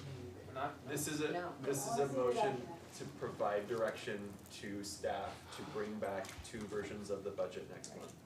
One with, the proposed, reductions that were identified by the committee and the chief, minus the brownouts, and not contributing to the reserves. And then a second version that is only the chief's suggestions, which I understood to be items, what I labeled as 7 and 8, the $150,000 roof replacement, and the $75,000 HRA. and I think you're missing lights in both of those. Yes, that was left out.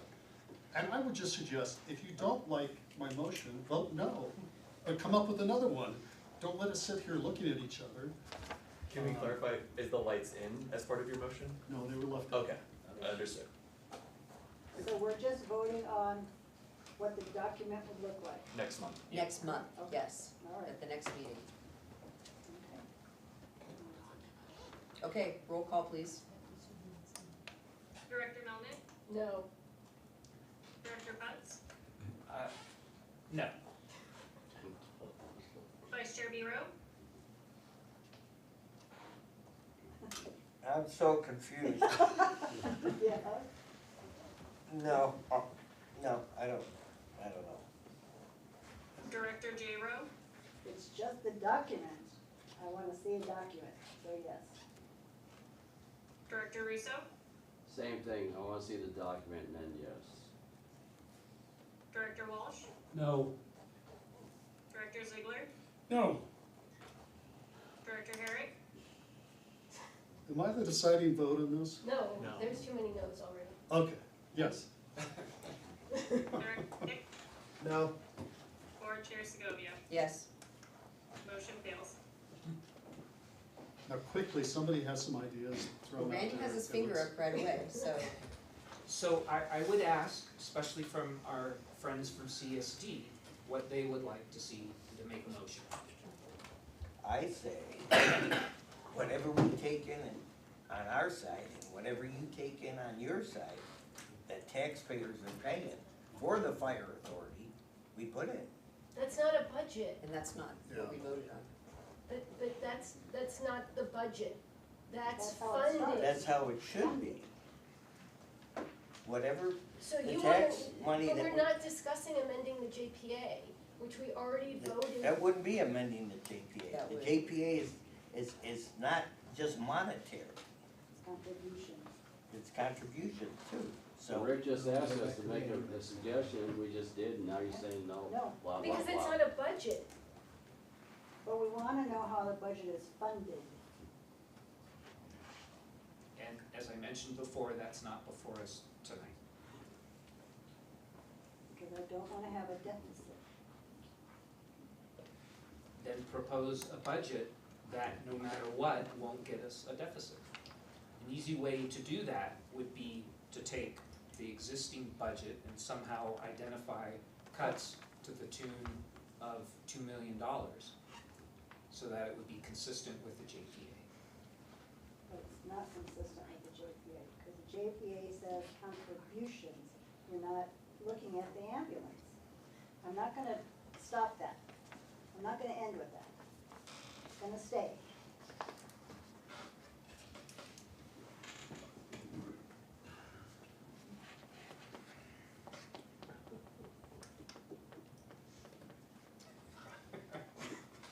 How about we take the budget as presented, we reduce it by $225,000 plus the $39,000 for the lights, and we call it a day. We leave it. We always have the ability to go back and amend as needed. And if we find out that, I'm not even gonna say that. I'm gonna stop. I'm gonna stop right there. I'm gonna So, second that. Thank you. What is the motion? Nick, the motion is that we take the budget as presented.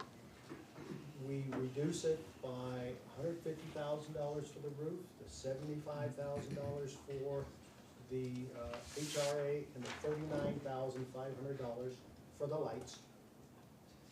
And that is the budget. And then we go from there. Contribution to reserves?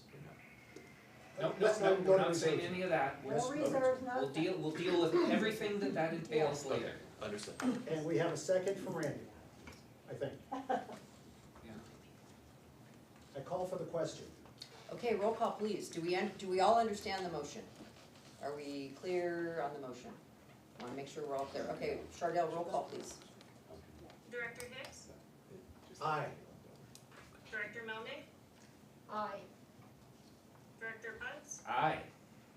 Vice Chair Biro, Aye. Director Jero, Aye. Director Russo, Yeah, Director Walsh, No. Director Ziegler, Yeah, What do you have? I'm sorry, I Yes, didn't- right? Go ahead. No, you're good, Charter. Thumbs up, yes? He said yes. He said yes. Thank you. Thank you. Director Herrick, Aye. Board Chair Segovia. No. Motion passes. Okay. God. Sorry, Doug, can you go ahead and Straight up. So we have a budget. I did Now not- I'll Nick, make a question. Excuse me, yes. Can I ask one quick question? Yes, you may. So is it appropriate for me to request, I guess, give direction to staff to, as a result of this budget that we passed, come back to us with a presentation of what we still have to sort out? The ramifications of Are you, wait, what are you Would the talking about? finance committee do that? Well- What are you talking about? The funding part of it? it. Yeah. Okay, the funding Just part, yes. how we move forward from it. Yes, Because I like what Chuck did, like, let's just get this done, right. but then Now we have the we're funding. not done Right, No. with the No. issue, we still have more things to work. yes. So This can I, just can allows I, us to move forward. Yes. should that be a could motion? That could be a motion. Okay, so I'm gonna move that we give staff direction based on the approved budget that we, they come back to us with whatever related issues are to this budget that we have to sort out. I'll second. Okay, will the finance committee be involved in that? Let's ask staff to come back with all of that and we can sort that out later. So, okay, just let me clarify though, because if you say we can sort that out, if Luke and I are talking, is he supposed to be prepared to bring this back next month? Or is it something that we can decide if it's going to the finance committee or not? Now, when do we have October? Cause we have a budget, so. Right. But We can tweak it however we need to now. I think we need to make sure Luke has time to to sort out The finances. the funding part of it and the ramifications thereof. The only thing, and I can't support it, is we don't have the data yet. Right. Yes, we Service need, level. Exactly. we need the. We need all those bits of information, so we can Agreed. really figure, otherwise we're just stabbing in the dark. But to me, that would be what we have left to sort out. So you just wanna, I Make want sure some that- analysis. yes, Because we've kicked around all these different things, I'd like staff to come back and the chief can consult with the chair and you could call for a meeting if you wanted, an ad hoc committee meeting if you need to do that. I think you can do that on your own, right? Mhm. I just want a report back to us saying, based on the budget that we approved, here are all the considerations we need to address. but I just wanna, Whatever those. I just wanna clarify, you're not expecting it next month, or are you? I'm expecting next month a report back, Okay. but that might be, we still have to do this work, Okay, okay, whatever. I want staff to tell us the ramifications of what we just did. okay, Luke and I and staff will work on that. Yes, sir. Any idea when that data will be back? Was there a second Not for that? until, I think, January. I second that. After January? I thought it was supposed to be next month. Well, so or there, November. Chief and I were talking, and the data, it didn't get to the company in a month, but I think Chief said that they tomorrow, the data will be there. We go Pony Express, or I think it's computer, Well, yeah, They can that doesn't access help it us. what? Yeah, it should be, but it's on a document that they can access. So they will have the information, we did lose a month, but they will have the information tomorrow. okay. All right. Do we need a vote on that, or is that just, You need to vote because it was motion. I'll call the question. Roll call, please. Director Herrick, No, Director Hicks, Yeah, I do aye. What was that? Aye. Aye, okay. Oh, it was I. Director Melnick, Yes. Director Putz, Aye. Vice Chair Biro, I don't know what we're voting on. That staff, chief, and myself, Well, it should be somebody else from CSD there too, though. well, it's not a monetary thing, we're just identifying the things that still have to be discussed and decided upon, is that correct? The motion was for staff to bring back a report on the ramifications of what we just passed, which would include what needs to be done, what we need to figure out, whatever. I want us, staff, to do an analysis of, here's what we still have to deal with as a result. And I think did Rick vote no? Yeah. And I understand his no, because it is important that we get that report back to making decisions, so. So, But Vice he's Chair. just coming back with a list of Documents what that needs to we're be bringing decided, not what the decisions are. We're not making those decisions at the next meeting, and I realize we're in the middle of a vote and are not supposed Yeah, to be so having do you a understand discussion that any about better, this. Bob? Yes is no? Yes, is no, no is yes. No. Bob's a no, B-Row is a no. Director J-Rowe, Yes. Director Russo, Yes. Director Walsh, No. Director Ziegler, No, Board Chair Segovia. Yes. Motion passes. Okay. Yes. It's just information. let's move to the next item, please. Please, because Okay. that's gonna take it. Let's move on to something. Alright, just Less to, Less controversial. Let's move on, yeah. if I could, I just wanna make sure that the presentation will be informational, if not actionable. Information. Thank you. and my goal would be that we can get it done and that it's included in the agenda so that we can all digest it and we're not, we come in knowing what we're talking about. Okay, all right. It may bring information, but we won't. Let's move on to FA5, regular board meeting scheduled for November 11th, We have 2023. FA. Brought up, it's information. Are we on FA4? Oh, Yeah. sorry. Okay, so FA5, regular board meeting scheduled for November 11th. Sure. So it was discovered by Board Secretary Smith that the November 12th, November 11th regular board meeting lands on Veterans Day. It's an observed administrative holiday. Staff recommends fire authority board discuss further and provide direction to staff to either adjourn the November meeting to the next scheduled regular meeting on December 9th or notice the meeting is canceled. Well, we just voted on an item that's supposed to come back at the next, October. oh, I guess that would be Yeah, October, October. okay. Yeah, I'm rushing us ahead a month, so do we have a discussion on that? I believe that we move the meeting to December 9th. So that Which was is a regular. just canceling it and moving it Just to the cancel, yeah.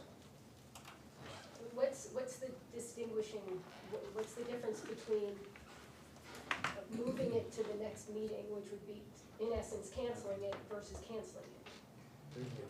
None. So why do we have to? So are we adjourning it, or are we can't?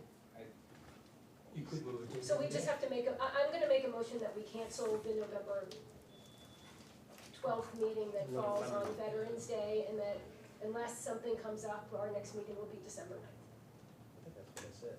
I'm sorry, I missed what you said. Yes. That's Yeah, okay. that's, I didn't mean to I'll second that. I didn't mean to No, make- no, go for it, go for it. I'll second that. Okay, do you have that, Chardell? And the motion and the second? Motion to cancel, next meeting being December 9th, with first of Melnick, second with Putz. Okay. All right. You have to take public Oh, comment. is there any public, I don't have any cards for this item. Okay, no public comment, roll call please. Director Ziegler, Yes. Director Herrick, Yes.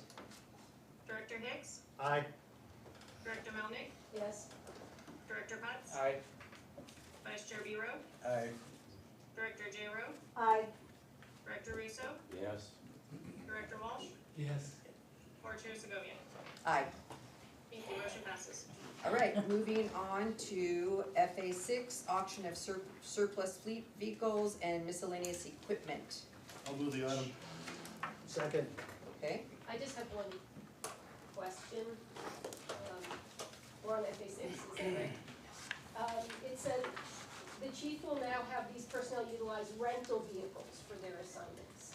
So what is the cost associated with using rental vehicles, and why are they using rental vehicles? Direct you that portion, Director Monica, I apologize. Sure, it's under discussion, it's, first page of the staff report, third line down under discussion. Understood. They called battalion chiefs. Those individuals are utilized for master mutual aid assignments around the state. Basically, they would have the cost of that vehicle covered by the incident. There would be no reimbursement. So if we were sending them in a department provided vehicle, depending upon the make and model, we could recoup some funding for that. This would be the elimination of any excess vehicles. They'd use rentals in lieu. Is it a cost to the fire authority for those rentals, or is it go to the incident that they're being called to? We just went through the budget, and I just wanna make sure that we have money in the budget for these rental cars. Usually there is the upfront cost associated with that with reimbursement to follow. Okay. So it wouldn't be, we may have to pay it up front, We but pay it up would be front, reimbursed. Thank you, I just wanted that clarification. okay. Does the rental agreement involve maintenance, or that's above and beyond? No, it'd be just like renting a vehicle from Hertz or something if you flew on vacation somewhere. Whatever the coverages are that they get. But I've never rented a vehicle long enough that it needed to be serviced. A lot of the individuals on our teams typically use them just to drive to the assignment and then they're assigned to camp. Very few of them are using the vehicles outside of the incident camp, so they're pretty much parked for the 2-week duration as long as they're there. And then usually if they need to go out on Forest Service trails, the incident themselves will give them a more utility vehicle that is designed to take the abuse. But are you renting it in anticipation so it sits out back? Or you just- On an as-need That's basis. deployment. It happens on a Saturday when they're closed. They're not closed, you can rent a car every day of the week. Go down to Ontario. Okay, any other discussion on this item? I have no cards from the public. Does anybody want to speak? Nope, okay. Roll call please. Yes. Director Ziegler, Yes. Director Herrick, Aye. Director Hicks, Aye. Director Melnick, Yes. Director Putz, Aye. Vice Chair Biro, Aye. Director J-Ro, Aye. Director Russo, Yeah. Board Chair Segovia. Yes. Thank you, motion passes. Okay, moving on to FA7. The ad hoc strategic planning committee update, possible additional revenue, speaker Chief Whitener. The August 26th Fire Department Strategic Planning Committee meeting was held, and we were directed, based on a motion by Director Putz, to come up with a plan for staffing the organization based on any previous standard of cover evaluation or master plan. The fire department conducted a master plan as of 2017 based on Matrix Consulting Group, and they provided the bulleted items as their recommendations at that time. That was based on current staffing, current call volumes, current equipment, stations, etc. In no particular order, the recommendations in 2017 were going to be to increase us from 2 to 3 battalion chiefs, get all of our apparatus or suppression staffing up to 3 personnel. At that time, it was only the truck here in Big Bear Lake that had 3 assigned to it. Engine 2 in Bear City, Engine 3 in Sugarloaf only had 2 people assigned to it.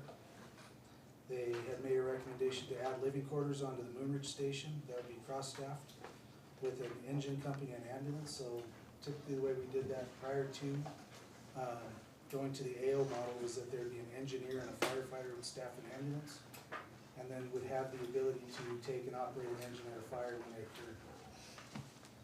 It's also going to be included in this was the new design and construction of a new Station 3 in Sugarloaf based on safety concerns with that station, and that there's a single staircase that takes you down from the 3rd floor and is not ultimately the safest model for personnel to be inhabiting that building. Final recommendation to that was to, and this is going to be based on call volumes and trigger points based on that time, but to relocate the Baldwin Lake Station down near Minnow Lane, which is southeast end of Baldwin Lake. That could accommodate up to 6, but would be staffed with 5-person daily. As these recommendations from the board were to develop the CFD based on previous recommendations, was discussed in the ad hoc committee that we would probably tend to lie more back towards the plan that was developed within the last couple months and Model 4, in that the construction of stations and living quarters end up very expensive for the department to cover the cost. Single station, so just a replacement of Station 3, if we were doing the whole station, could be anywhere north of $8 million pretty quickly. Living quarters at Moonridge could be upwards of $1 million to $2 million, and a new station out in Baldwin Lake would also require us to purchase land. All of these things would create a CFD that, in my opinion, and the opinion of the ad hoc committee, would put that CFD at a level that would kill development. It would be priced too high.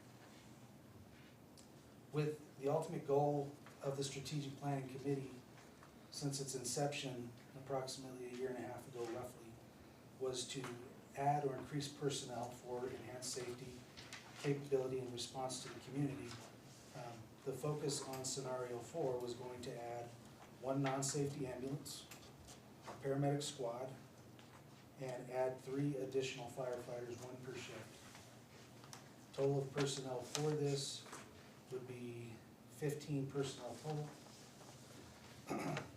A cost total of $2.6 million, with the anticipated increase in taxes at $1.256 million, leaving a balance requiring funding of $1.4 million.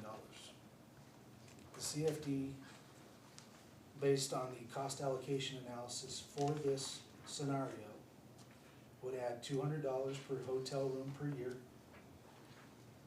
$1.55 per square foot on single-family dwellings, and 38 cents a foot for apartment complexes or commercial occupancies. This would ultimately add to the staffing, which again was the focus and primary goal of the strategic planning ad hoc committee.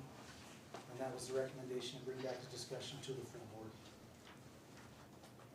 If I recall from the last meeting, and I wasn't at the ad hoc committee, the direction from the full board was to have more specifics about it, whether it would only apply to new construction. I know that there had been some people who had talked about only wanting it to apply to commercial development, whether it would apply to additions to homes, and that we were gonna get recommendations on that. I know I had also had some questions on, and I understand that every community is different, where is the tipping point for when it has an impact on development? Haven't gotten that information.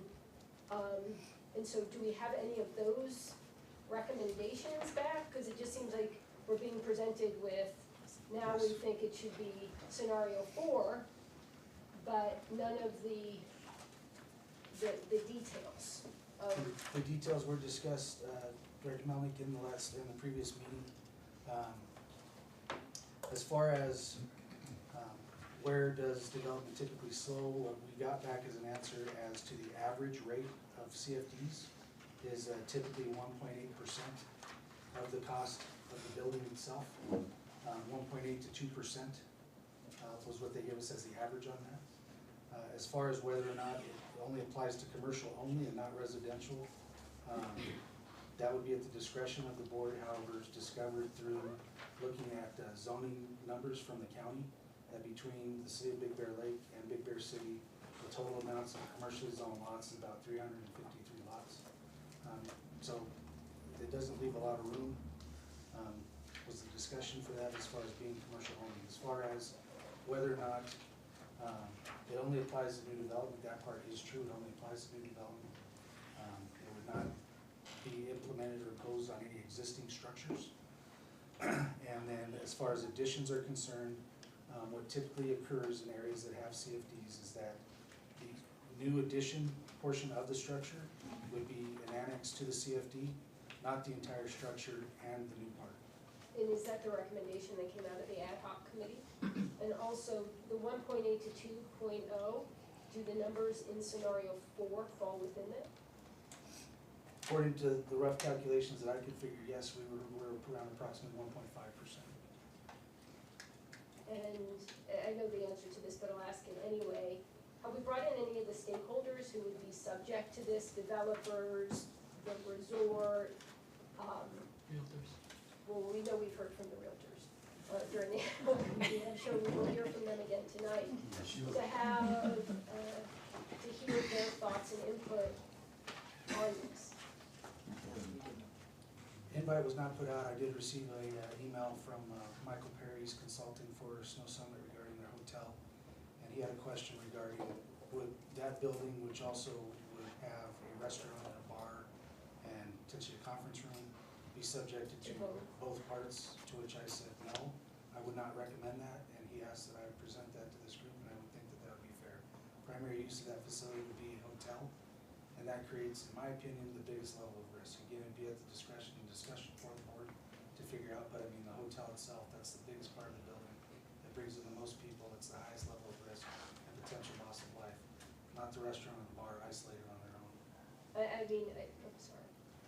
I guess for me, the likelihood is the resort or somebody else is gonna be, if this goes forward, the first person who has to say yay or nay. And if they're gonna say Nay. nay, I'd like to know that beforehand, because that's a major impact on development in our community. And so, for me, it's a worthwhile conversation to be had before we go down this road. Well, and I think part of Randy's motion though, and because I remember him doing this at the meeting, was that we were to discuss this at this meeting and it was gonna be thumbs up or thumbs down. In terms of approving it Yeah. or not? Yes, Yeah, so we could, yes, again, yes. not kick it down Quit, the road and yes. deal with it. Yeah. So I think we just were like, yep, let's, that was his motion and. Question for you, Chief, if I can, Kim. Yeah. The figures that you give here, are they today's dollars or 2016 dollars? I believe this is based on current dollars. Are you referring to that it Well, would well, raise? supposedly the offset revenue is $1.4 million, and if that's today's dollars, and everything we're talking about here is based on 2060, these numbers don't make any sense. It's based on today dollars. Then these numbers don't make any sense, because we have no clue where we're gonna be in 2060. Right. And also, when we look at what the costs are going to be in 2060, then this $2.6 million is probably so far off the mark that we can't see straight. And when I look at the potential property tax increase that we're gonna look at over the next 15 years, given how this state functions, we're probably looking at property taxes going up 45%. So these numbers don't make any sense. They don't make any sense at all, and they don't prove anything to me. Except that we are going to add more costs for folks to build properties up here, and it makes no sense. We can't get people to build up here as it is. And we just gonna increase the cost. You know, we talk about young folks not being able to live up here because they can't afford a house. Guess what? We've just made it that much worse. And the worst thing I've ever seen in my life is the Mello-Roos tax that goes on forever. It never stops. Amen. So I'll tell you right off Jump Street, I am not going to support this.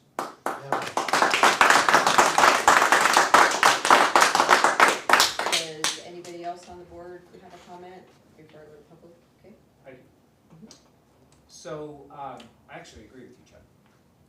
And I want to offer the baggage that goes along with that belief, perception, whatever, which I agree with you on. And that is that the reality is this fire department is underfunded and has been for as far back as we know, right? And that's what drove the JPA, was to come together and save costs and be more efficient. And since then, we've continued to struggle financially. And I think we can all agree that we don't have the level of service that we would like. And observe tonight that when we float the idea of reducing service, listen to what happens. And you know, we're accused that we don't understand how fire departments work. Maybe that's the case. I would also offer the general public doesn't understand how government finance works. And the reality is that the taxpayers, ultimately one way or another, fund this fire department, and they one way or another determine whether we're gonna get funded more or not. So again, we can take that approach, but it's going to be difficult to sit here and listen to complaints about us having to balance our budget when it impacts service levels. So I would offer, we can do this, or we cannot do this, I guess, if that is where we end up. But the cost of that is, it's going to affect service. So it makes me frustrated personally when we hear, and I understand it's human nature, we want all kinds of things, we just don't want to pay for it. I get that. But it's frustrating to sit here and try and be responsible and pass a balanced budget, and how difficult that is. And then get blasted for the ramifications of that. So I just want to point out to everyone, we can do this, but there will be consequences to it. I'm not threatening anything, we don't know how that will be, but there's only this much money, whatever that money is. And we have to do our best to live within that. And yes, we try and operate efficiently and, you know, all those kind of things, but we can't have unlimited service unless we have unlimited funds, and we don't have that. So I just want to make sure we're aware of that. Are there any other board comments before I go to public comment? Okay? Rick. Oh, sorry. Oh, sorry, Rick. And I know I brought this up previously, but with the fire district, since we get 15% of what comes in, I'll just use an example of a $10 million hotel. They'll pay approximately $100,000 annually in property tax, of which the fire district will get about $15,000 approximately. whereas some of the proposals of 95 rooms times 200 equals $19,000. There's also being proposed at 100, which is $9,500. The difference is that we want to basically encourage these developments to take place because that's where the real big numbers of property tax occur. Not kind of fighting for smaller dollars, which we will possibly get or possibly not get. We could just put this huge disincentive out there for these things not to be built because of the scarlet letter of Melrose. So, yeah, I mean, I agree with Chuck and Randy. It's really, for me, it's a no-go math-wise. It just doesn't make sense for us to do it. Okay, so I'm going to move on to public comment. Did Annette leave? She had to leave. I'm Okay, I sorry. just wanted to make sure that, you know, Thank you. she was, did Tom Sitten leave?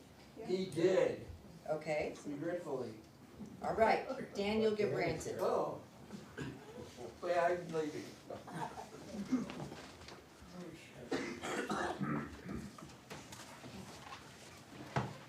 This was all very lovely tonight, thank you.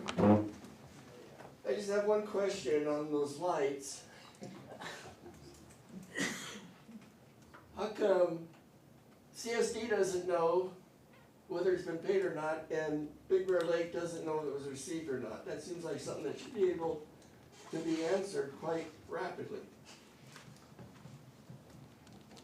Big Bear, Big Bear's tax racket only goes one way. Always goes up, never goes down. Property taxes, sales taxes, TOTs,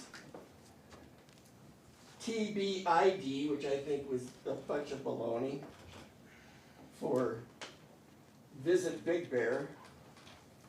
And I'm looking into that one because that seems like a rip to me. You know, there's a lot of fees and rentals for the ski industry, a multi-billion-dollar company here, and we can't figure out how to add it like they did with the TBD. You know, that's just a small percentage when Big Bear Lake is the big dog. Doesn't matter if there's 5 times as many people at that end, they don't have the ski slopes. They don't have the possibility of motels because here again, the ski slopes are going to be bringing them in, all their buddies from Mammoth and Colorado. So it's going to be massive on what they do. You know, they could do the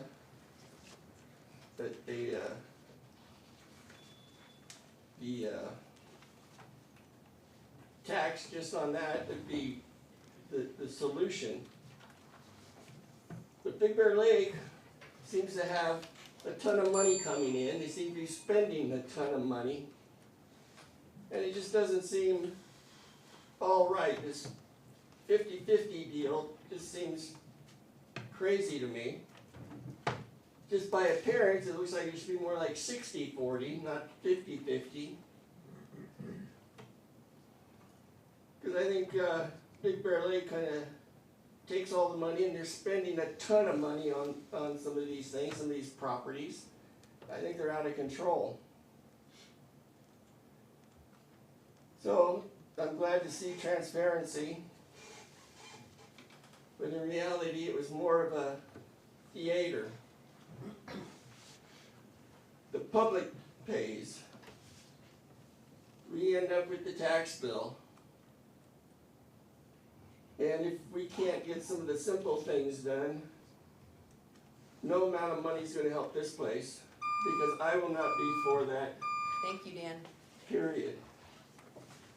Craig, I know I'm gonna say your last name wrong, so Craig. Fourth, is that his name? It's that J, it just. Yes. Well, good evening, members of the board, community, and Nick at the PG&K. It's good to see you here.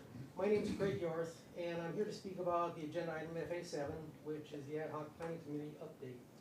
I understand the board is considering approving Scenario 4, which would begin the establishment of a Melrose tax district in the Bear Valley To be clear, this isn't a simple fee or even a minor adjustment. This proposed Melrose tax would add hundreds or even thousands of dollars to the annual property tax bill for homeowners and businesses in our community. These are not one-time charges. They are permanent burdens with no termination date. Homeowners would be committed to paying these taxes for decades, regardless of changes to their financial situation. The truly insidious nature of this proposal is that the Big Bear Fire Authority would have the power to increase these taxes every year without any public oversight or a vote from the very people who have to pay them. I'm also deeply concerned about how these funds will be managed. If this Melrose district is approved, our residents will have no control over how the money is spent. This raises serious questions about transparency and potential mismanagement, particularly given prior issues with budget management, as we've seen tonight. It is profoundly disappointing that of the 4 scenarios considered, the board has selected the one that imposes the highest tax rate on our community. This decision suggests a lack of consideration for the financial well-being of our residents. Finally, I must stress the most severe consequence of this tax. The Melrose tax is not just another line item on a bill. It constitutes a lien on our property. This is not a theoretical threat. A Melrose district can initiate accelerated foreclosure proceedings as early as 150 to 180 days, and then you can correct me if I'm wrong, after a payment becomes overdue. This means an agency could quickly file a lawsuit to collect unpaid amounts, and a homeowner would be forced out of their home if they can't come up with the money. Forcing a property tax lien like this in our community, which includes many disadvantaged areas, is not only financially burdensome, but also morally unprincipled. It puts our most vulnerable residents at risk of losing their homes. I urge this board to terminate discussions of the Melrose tax. Instead of putting this permanent, increasingly, and potentially devastating burden on our community, I ask that you do a better job of budget management and more aggressively pursue grants for our government representatives. Jaylen? These are funding options that do not adversely affect the homeowners and businesses you are meant to serve. Thank you very much. Thank you. Is Norm Reinick still here? No. Okay, so he left. All right. Elaine Euthus. Hello, I'm Elaine Euthus, and I'm a past president of the Board of Realtors here in Big Bear. And I do appreciate your, looking into this farther, because we are realtors and we do really want to protect the right to have homes up here. So I urge you to reject the Big Bear Fire Department's proposal, valley-wide Melrose on new construction. This kind of perpetual special tax is a direct drag on growth and property values. In Big Bear Valley, buyers already face high building costs and interest rates. Adding a Melrose line on all tax bills makes new homes less competitive than existing homes. Shrinking buyer pools, depressing resale comps, and slowing absorption. Across California, studies show that the Melrose can reduce a home resale value by several percentage points as buyers adjust their offers to offset the permanent extra tax burden. In smaller markets like ours, that impact is magnified. Projects stall, construction jobs disappear, and local revenue suffers. Legally, this proposal is shaky. The Melrose Act requires a defined district with a name, map, and clear rate formula. A blanket levy on all new construction valley-wide does not meet those requirements. Courts have struck down special taxes and weren't approved properly, most notably in the city of San Diego versus Shapiro in 2014, where the tax was invalidated for lack of correct voter approval. Instead of risking growth in litigation, Big Bear Fire Department should pursue targeted impact fees tied to actual service costs or a property scoped and voter approved CFD. A valley-wide Melrose is not the answer. But I do, and this is just my own thought, this is not real estate. I have just a question to help. What about, all these parking lots that are up here in Big Bear for all our people who come visit? We want them to pay for the fire department and stuff. Why can't we just have paid parking for them? I mean, $5 a day for 7 million people, that's $35 million. Anyways, I'm back off that. Thank you. Thank you. Thank you, Elaine. Have a nice day. Is KJ Reese still here? No? Nobody in the back room? Okay, then that is all the cards that I have. I will bring it back to the board for further discussion or a motion. I will move that we do not approve scenario 4 as presented by the. So you think may we not have to approve make anything Anything. that you I don't just mean think we have scared. to make a motion. You don't? No. No, okay, then, You can make a motion to kill it. okay, I'll make a motion to kill it. Scenario 4. Do we have a second? I'll second. Okay, we had 2 seconds actually, Chardell, Russo and Eric. Can I ask for clarification? Is it a motion to not consider scenario 4 or to No. no longer discuss CFD? It's no longer to discuss the CSD, take it off the table. Can we make a motion now that binds future activity of future board members? No, it's No. just that we won't, the direction of staff would be not to continue this effort if that's Okay. the direction of the board. So, until the board brought it back up again. Okay, are you good? Randy, okay. All right, Did you have something? so we have a motion and a second, roll call please. Who are we Wait. giving Right. the second? What's that? Who are we giving the second to? Oh, I don't know, who wants it? John or me, doesn't matter. John, I'll second. Okay. I mean, I Russo. guess, I have a question, which Okay. is, the strategic planning committee, ad hoc, whatever it's called, has gone through a laundry list for the last 2.5 years of trying to come up with different ways to fund. This was sort of the last piece of whatever that we threw against the wall to see if it stuck. Yes. So the question is now, do we go back to the drawing board and start all over again? Or is, as part of this, we're just saying the strategic, like, we're done trying to come up with ways to find additional funding sources to figure out our strategic plan? I mean, it's, I don't know, it seemed, we had a list of, I don't know how many items, and they've slowly got ticked off, cut off one after another, so. I mean, I understand the discussion about Melrose, but I've only been on that committee for a year, or whatever it is. Is there a development fee that has been thought through to look at the impact, a one-time fee, or something else? So, because there are impacts of building large hotels in our community and large developments in our community, and how those impact our fire department. And so are we just done having those discussions, and we're just gonna go, this is our budget, and we're gonna work within it, and if the community wants to come up with another tax measure because they've decided that they think it's important, then we're gonna leave it to the community to go, this is important, to push for something else. Can I ask a theoretical question? So the assignment previously for the strategic committee was, I'll say, to look for solutions, but it sounds like it was more like to look for revenue. No, I mean, Randy, it came from your. Yeah, Because I've never sat on it, so. I've no, never quite- Randy and I were on it from the beginning. And Right. we had a long Well, we list. did the strategic planning part, Yeah. and then we said, okay, great, right? There was a plan to add more firefighters and all these wonderful things. It's like, okay, how do we pay for it? So it shifted to, okay, let's identify sources of revenue to fund the ideal coverage levels, right? And so then that launched us on this prolonged experience of beating the bushes to see if we can find income.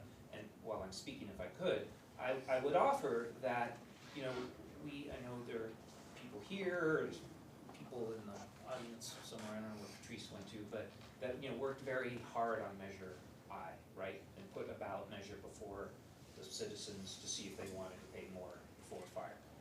While a majority said yes, 2/3 didn't, it failed, right? And so we've been around and around with different things, and I'm curious to see where this goes tonight. But I think, and you've heard me say this many times, we either have to raise the level of financing, of money to meet the desired service level, or we have to adjust the service level to the funding that we have. And it would seem to me, at least for me it's been a decade, the resounding answer is the community wants us to adjust service levels to the funding that we have. No, they want the service levels. I'm just done. I think I know where you were going with that. So, I just, again, consistent with my previous comment, anyone's welcome in the future. The community members can get together and do another ballot measure.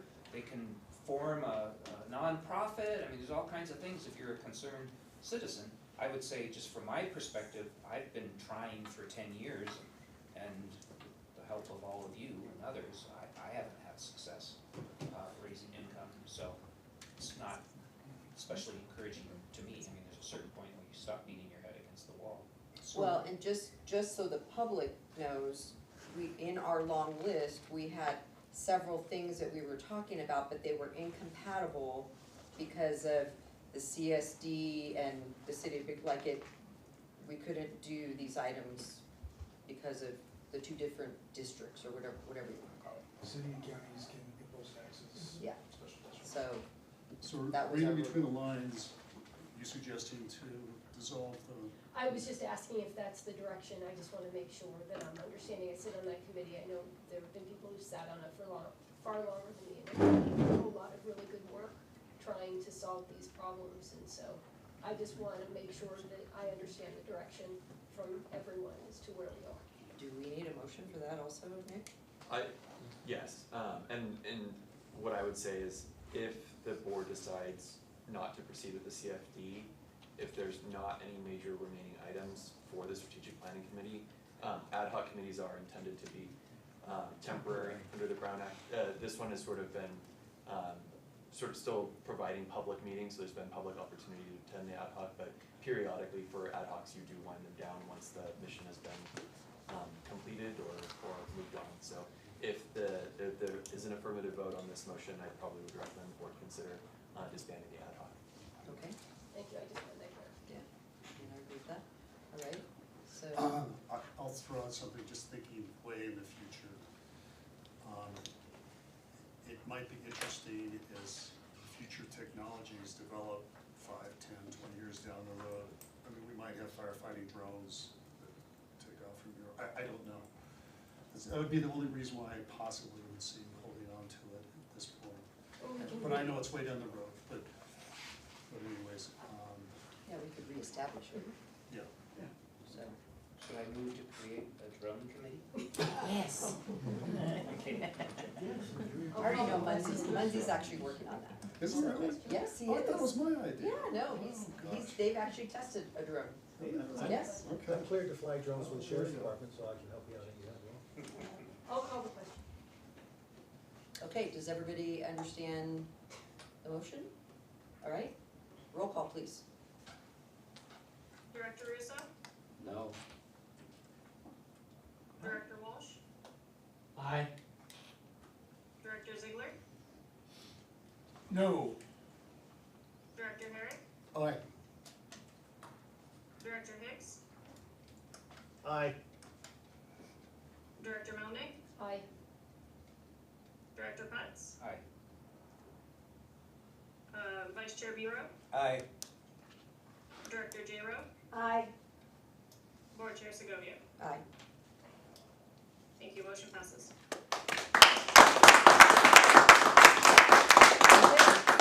Now, do we need a motion to disband the ad hoc committee? I would recommend. Okay, do I have a motion? Make that motion. I'll second it. Okay, let me second. I just seconded as a member of the ad hoc. So, it was, who was it? Me. I'm like losing it. It was Melnick and Herrick. Okay, roll call please. So what was the To motion? disband the ad hoc Ad hoc. strategic planning committee. Okay, roll call please. Director J-Rowe, Aye. Director Russo, Aye. Director Walsh, Aye. Director Ziegler, Director Herrick, Aye. Director Hicks, Aye. Director Melnick, Aye. Director Putz, Aye. Vice Chair Biro, Aye. Board Chair Segovia. Aye. Thank you, motion passes. Okay. All right, do we have any directors' closing comments?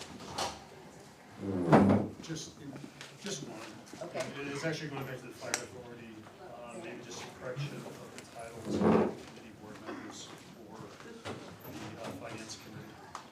Oh, are they? I think come, Yeah, you're vice chair. Oh, okay, this is. Larry's still chair, and we have a new vice chair and chair.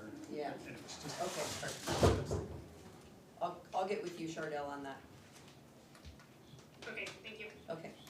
All right. Any other closing comments? Yes, Okay. Director Walsh. it seems that we tell the public we cannot respond to them as board members. Yet, we get people responding.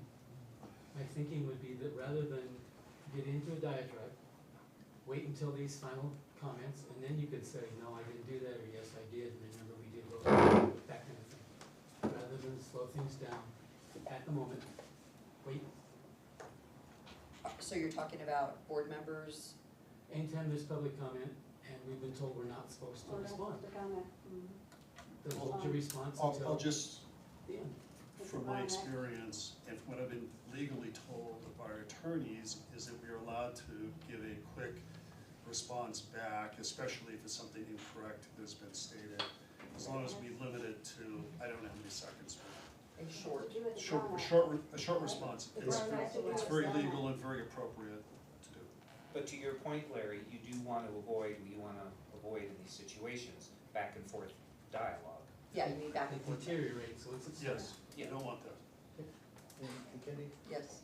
I spoke to the chief earlier about, when we go around and looking at fire prevention and we have the folks go out and inspect properties, I've been receiving some phone calls about, again, I think as usual, hey, we're told that we have to clear our property, we get a citation, and we're not given an opportunity to clear it, so then we have a fine that's imposed on us. And again, I'd just like for us to think if there's some way we can, and I know the warning's gone out, I know people have been advised for the last 2 years that, hey, you need to clean up your properties, you need to make sure they're clean. But with the sheer numbers of people that we have living off the hill, in both the CSD area and in the lake, I mean, if there's some way we can, hey, here's your final warning, you've got X number of days to clean this up, and if you don't, then we hit you with the fine. If we can look to that, maybe think about that in the future and possibly put that on the agenda, I'd like to think about it. There's a lot to unpack there. Yeah, there Yeah, is. there is. There's a lot of history that goes. No, I understand that. Could we bring that back as an agenda item? Yeah, I mean, To like how we got there. Well, right, and maybe get an update on how we're doing and revisit that whole thing? yeah, that's fine with me, I just, again, bring it up because constituents have called me about it, so. Can I suggest, because our meetings go fairly lengthy, that before we do that, that you sit down with the chief and maybe a battalion chief and get kind of the history behind it, because it took us a long time to get to the point where we're at now with a lot of discussion regarding that. And then at that point, if you see a reason to bring it back, or if it's fully explained, you don't have to bring it back. I don't mind bringing it back if there's a point to bring it back, if you understand what I'm saying. Okay, I'll go with that. Okay, thank you. All right. All right, any other, no? Okay, I'm going to, you're looking at me, buddy. Okay. I'm waiting to see what you're gonna do. He looks Sorry. at me. Nick is Do we have looking any- at you funny. Are you looking at me funny? Do we have any public comments on closed session before we go? Oh, okay. Oh, yeah, yes. Come on up.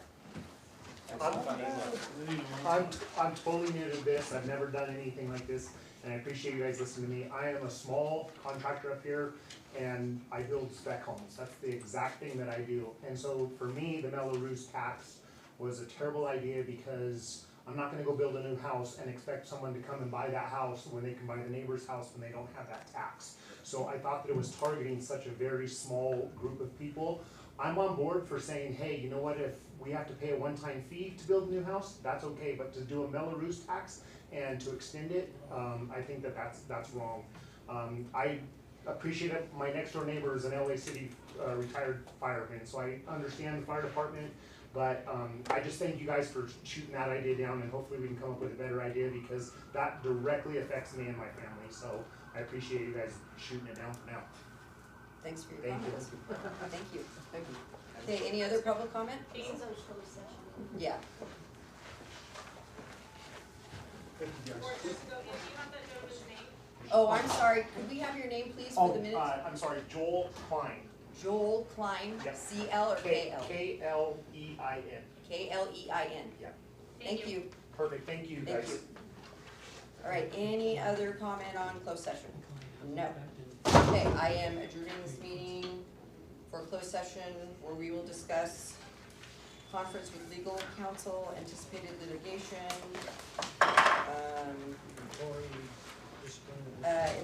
public employee discipline, dismissal, release, and public Nope, employment. you can come through, we're not in closed session Title yet. Board Secretary, Come on closing through. at 8:17.